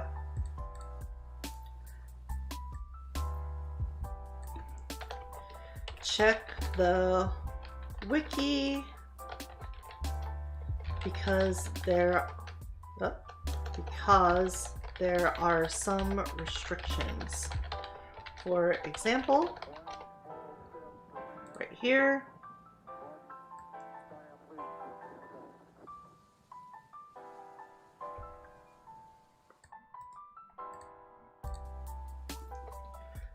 you can't get the shared crit on melee weapons if that was the Gemini you were looking for. Hope that helps. Nice. They mentioned they were trying to get the elemental share, I thought. I was wondering... Oh yeah, they did say that specifically.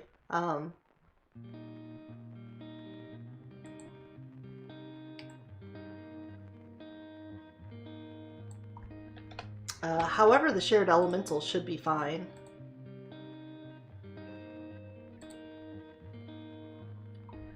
However, shared element should be fine for the flowing light. You just got robbed by that dastardly craftsman. How do you spell dastardly? Dastardly. Share element, no. Elemental effect chance on the weapon. That effect comes from that. Causes both weapons. Two elemental effects of the same type has their own chance to apply. When dealing damage, the highest damage bonus is chosen. Does not make the weapon eligible for certain things like element-specific bonuses. Okay.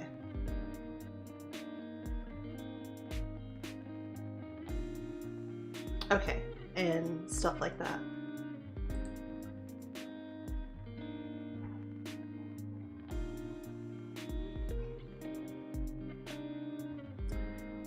Hopefully that opens it up for them.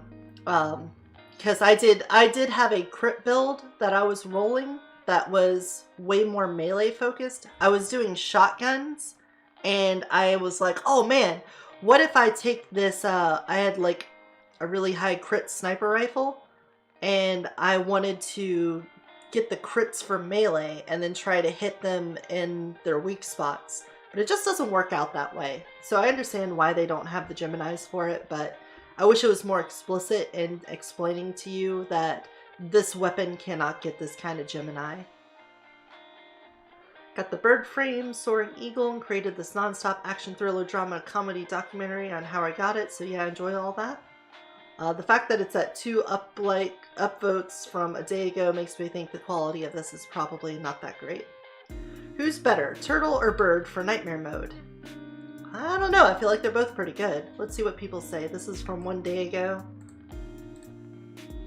Really struggling to get past Desert on Nightmare. I'm all the way leveled up. And I have pretty good understanding of the game and mechanics, but I just can't do it.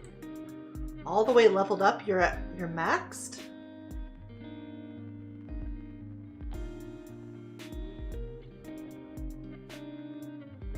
Wait a second.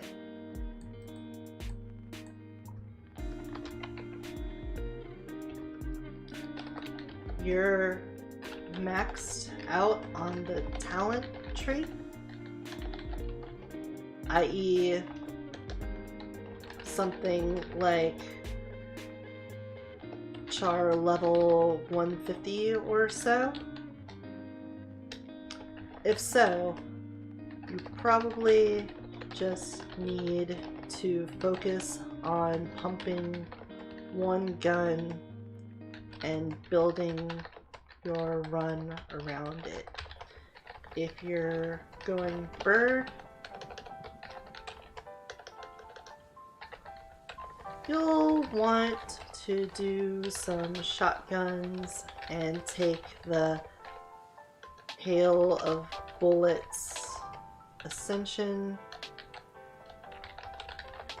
as soon as possible to get the most out of it. I think it's called hail of bullets. Hold on.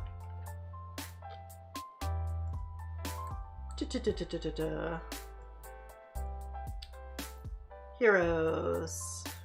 King Yam.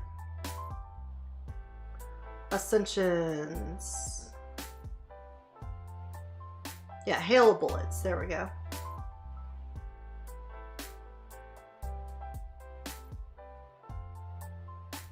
And what's the one that makes it so that you don't use ammo? I thought that was hail of bullets, but that one's also good. Or did they get rid of that and change it? I know they made a bunch of changes, so...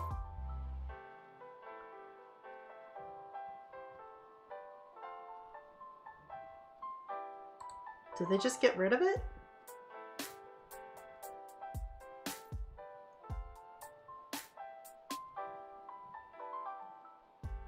Huh, maybe I misunderstood there. Oh yeah, the first 3 shots after reloading consume no ammo and deal extra damage.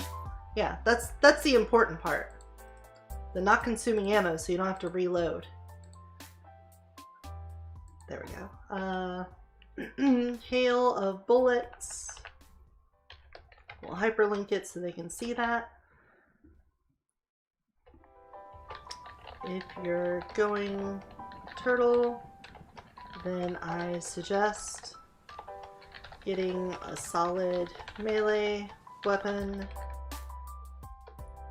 and taking ascensions that help you keep your aspis up and punches strong.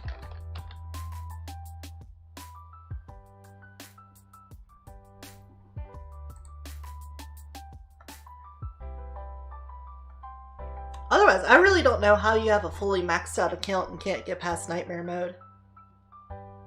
There must be something that he doesn't get about the game. It's hard to say without watching a video, but it's nice to try.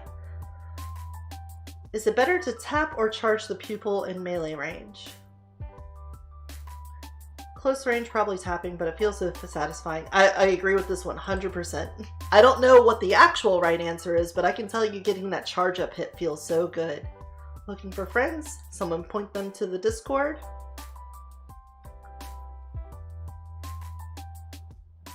Yep.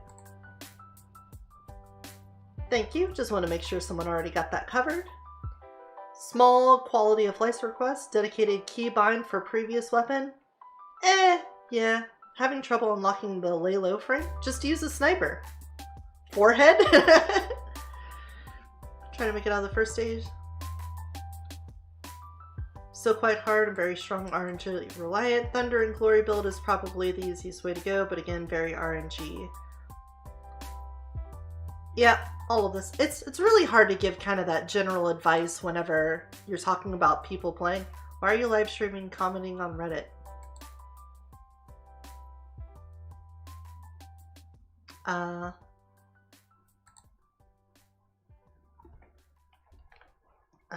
It's entertaining.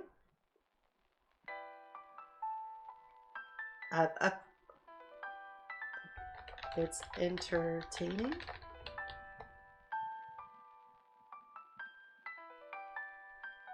It's kinda like React content, but I actively respond to the thing I'm reacting to as well.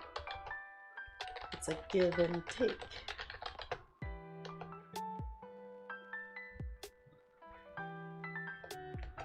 Seems to be nice. Well, I think is fun to participate in.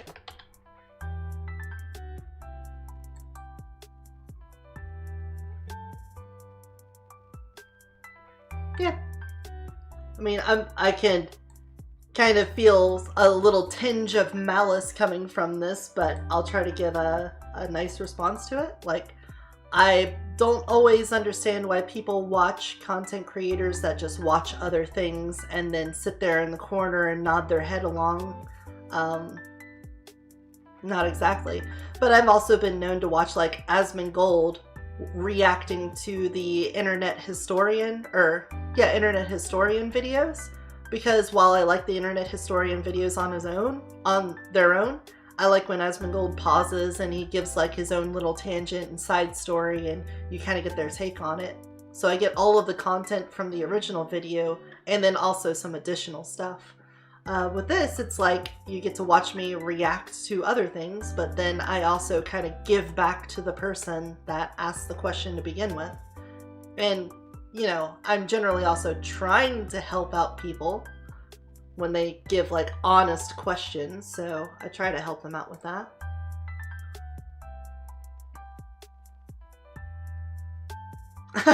That's a nice one. I like that.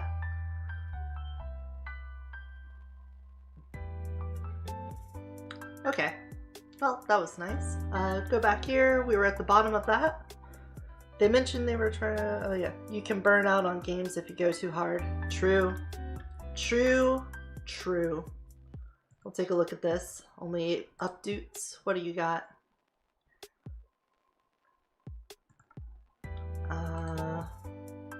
Yeah, this is R8. That's a pretty big number. You're not in the billions though. You had a demon lore, but you didn't get into the billions? It's a little sad, man. A perfect 6 on there. Hawkeye sight. Yeah, you might have beat it, but if you're trying to display your numbers, you gotta pump those numbers up. Those are some rookie numbers. All right, let's go over here to Monster Hunter.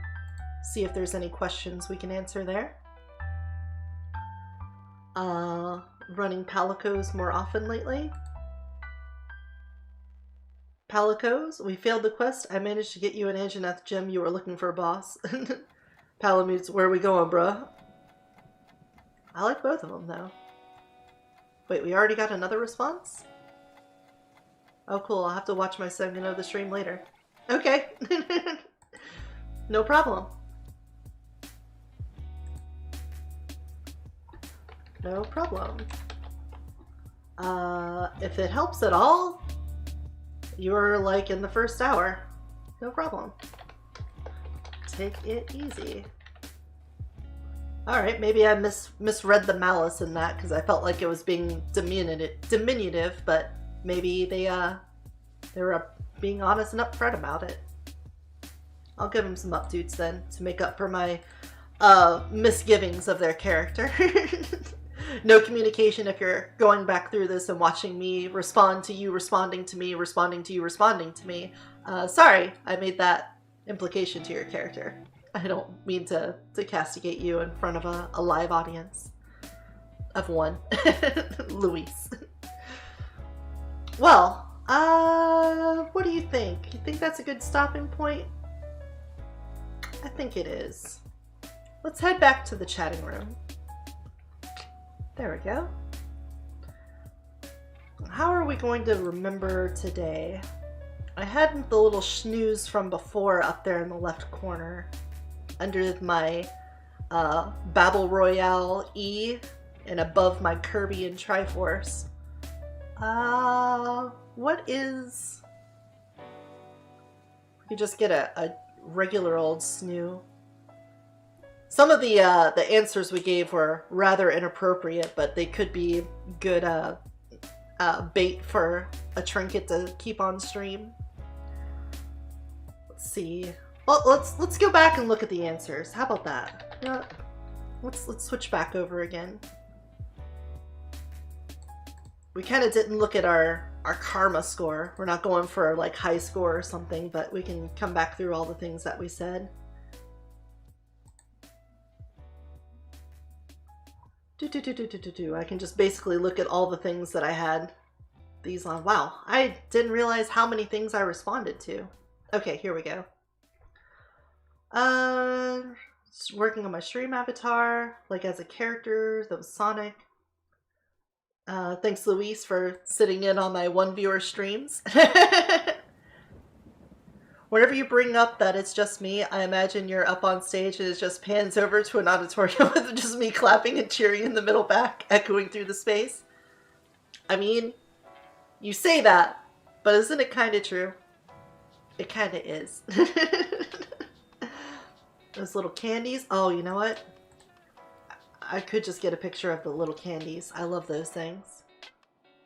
And then if anybody looks back on this video, they can see that's what I was talking about. The question that was asked. Okay, so people really didn't like my snark there.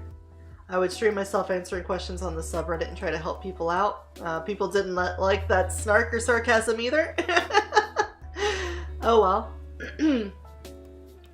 Yep, the computer skills. Anytime a person with a large amount. Oh, did I mess this up? Oh, I put a backwards parenthesis there. Oops. There we go. Fix that up.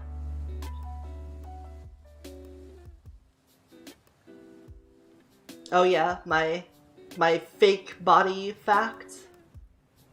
No one cares about Silksong. Prehensile tails. That was a nice one. No one cared about the God answer. Yoshi. Wow.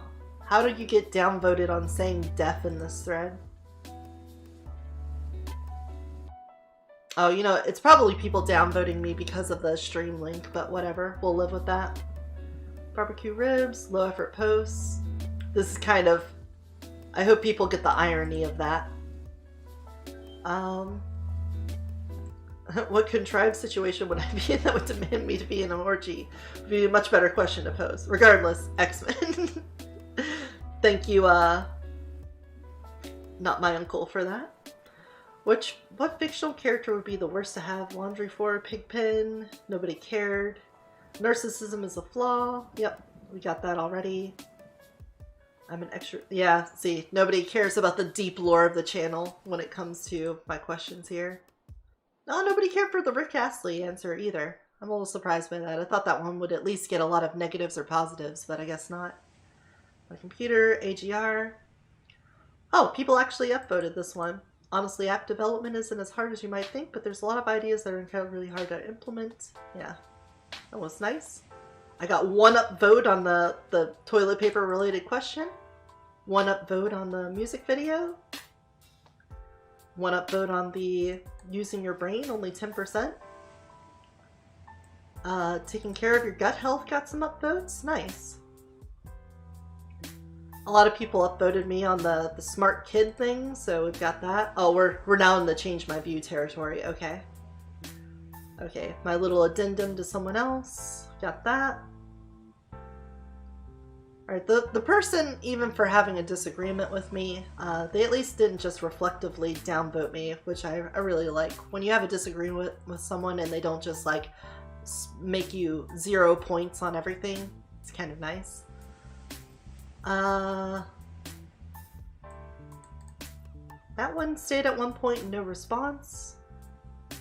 The dating single mother one stayed at 1 point, no response. 1 point, no response. 1 point, no response. 1 point, no response. 2 points, okay.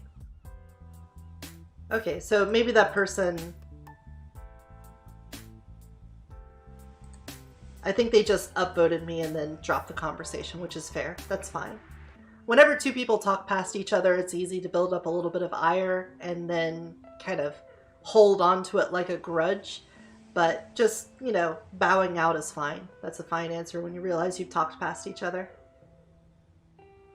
And then that was all the stuff we just posted. Oh, we did get another response. Oh, thanks, No Communication. I'll give you another update there.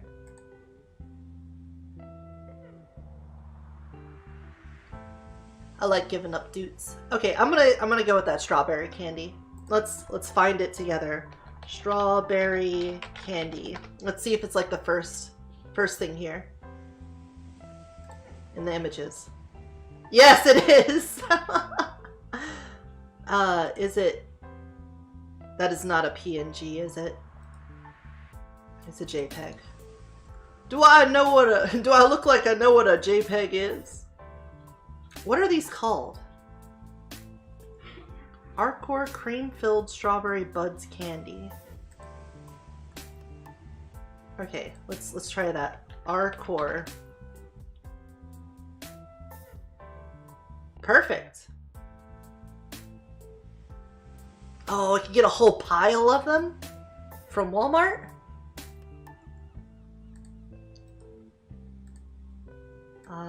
Let's see.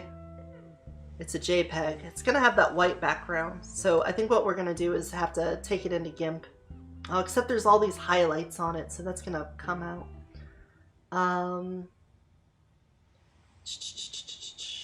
All of this is from Walmart. All of these pictures are from Walmart.com. Okay, how about this one? Also a JPEG. This one's from ePay. Ooh, request invalid. None of that. Stop that. Bonanza.com, what do you got? JPEG? We're looking for PNG here. That's how I know it has a transparent layer behind it. Or at least one that doesn't have, well, like this one. Look, we might be able to get that clipped out of here. Here we go. We'll save this.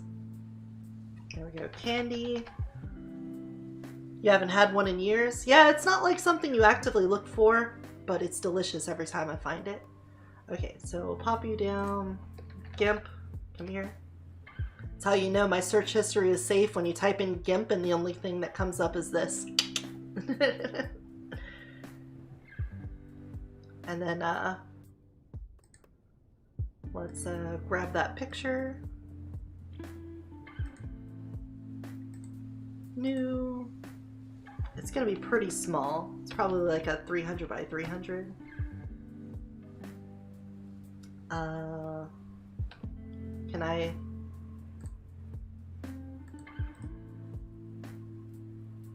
I get an alpha layer? You know what? Let's just new layer, whatever.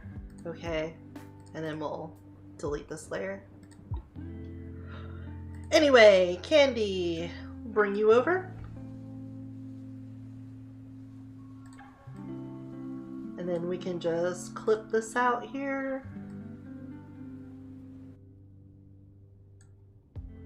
You know what, we can just crop it actually. Boop, start with that. And then we can just come up here to the color. Let's increase this threshold by a bit. Oh, see, it's starting to get in there. Can we add shift? Add that. There we go. Add that. And then delete. Okay, again. Can this just be alpha? Can this just delete? I don't understand why it has to fill with this. Can it just be lightness, chrome? No. Oh, HSV. There we go. Saturation, hue, saturation, and no. I just want it to be transparent. Okay, well, in that case here, we'll just work around, invert, copy, come down here to this layer, delete this layer. Now we're back here, get rid of that, post, done. There's always a workaround. Alright, then we can export as candy, export it. Perfect. Perfect. Alright, now we can go back to the just chatting room. Oh, I need to actually get that piece of candy into the folder with all my other stuff. There we go. Then we can add image, add source, new source, candy, strawberry. Oh, I have caps lock on somehow. Candy, strawberry, add, browse. Where are you? There you are. Done. Move you down here next to Kirby, where your fate is probably to be eaten by Curb Hades, Curb Zagreus, Zabkerbrius. And make sure we put it on the same layer as everything else. There we go.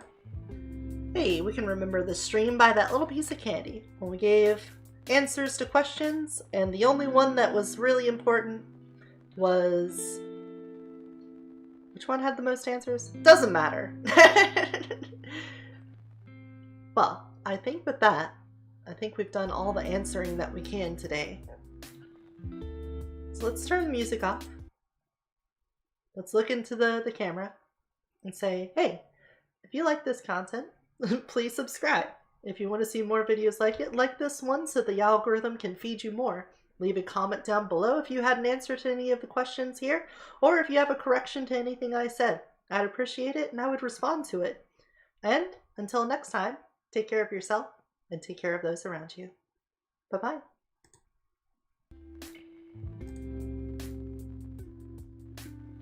You too, Louise. Take care.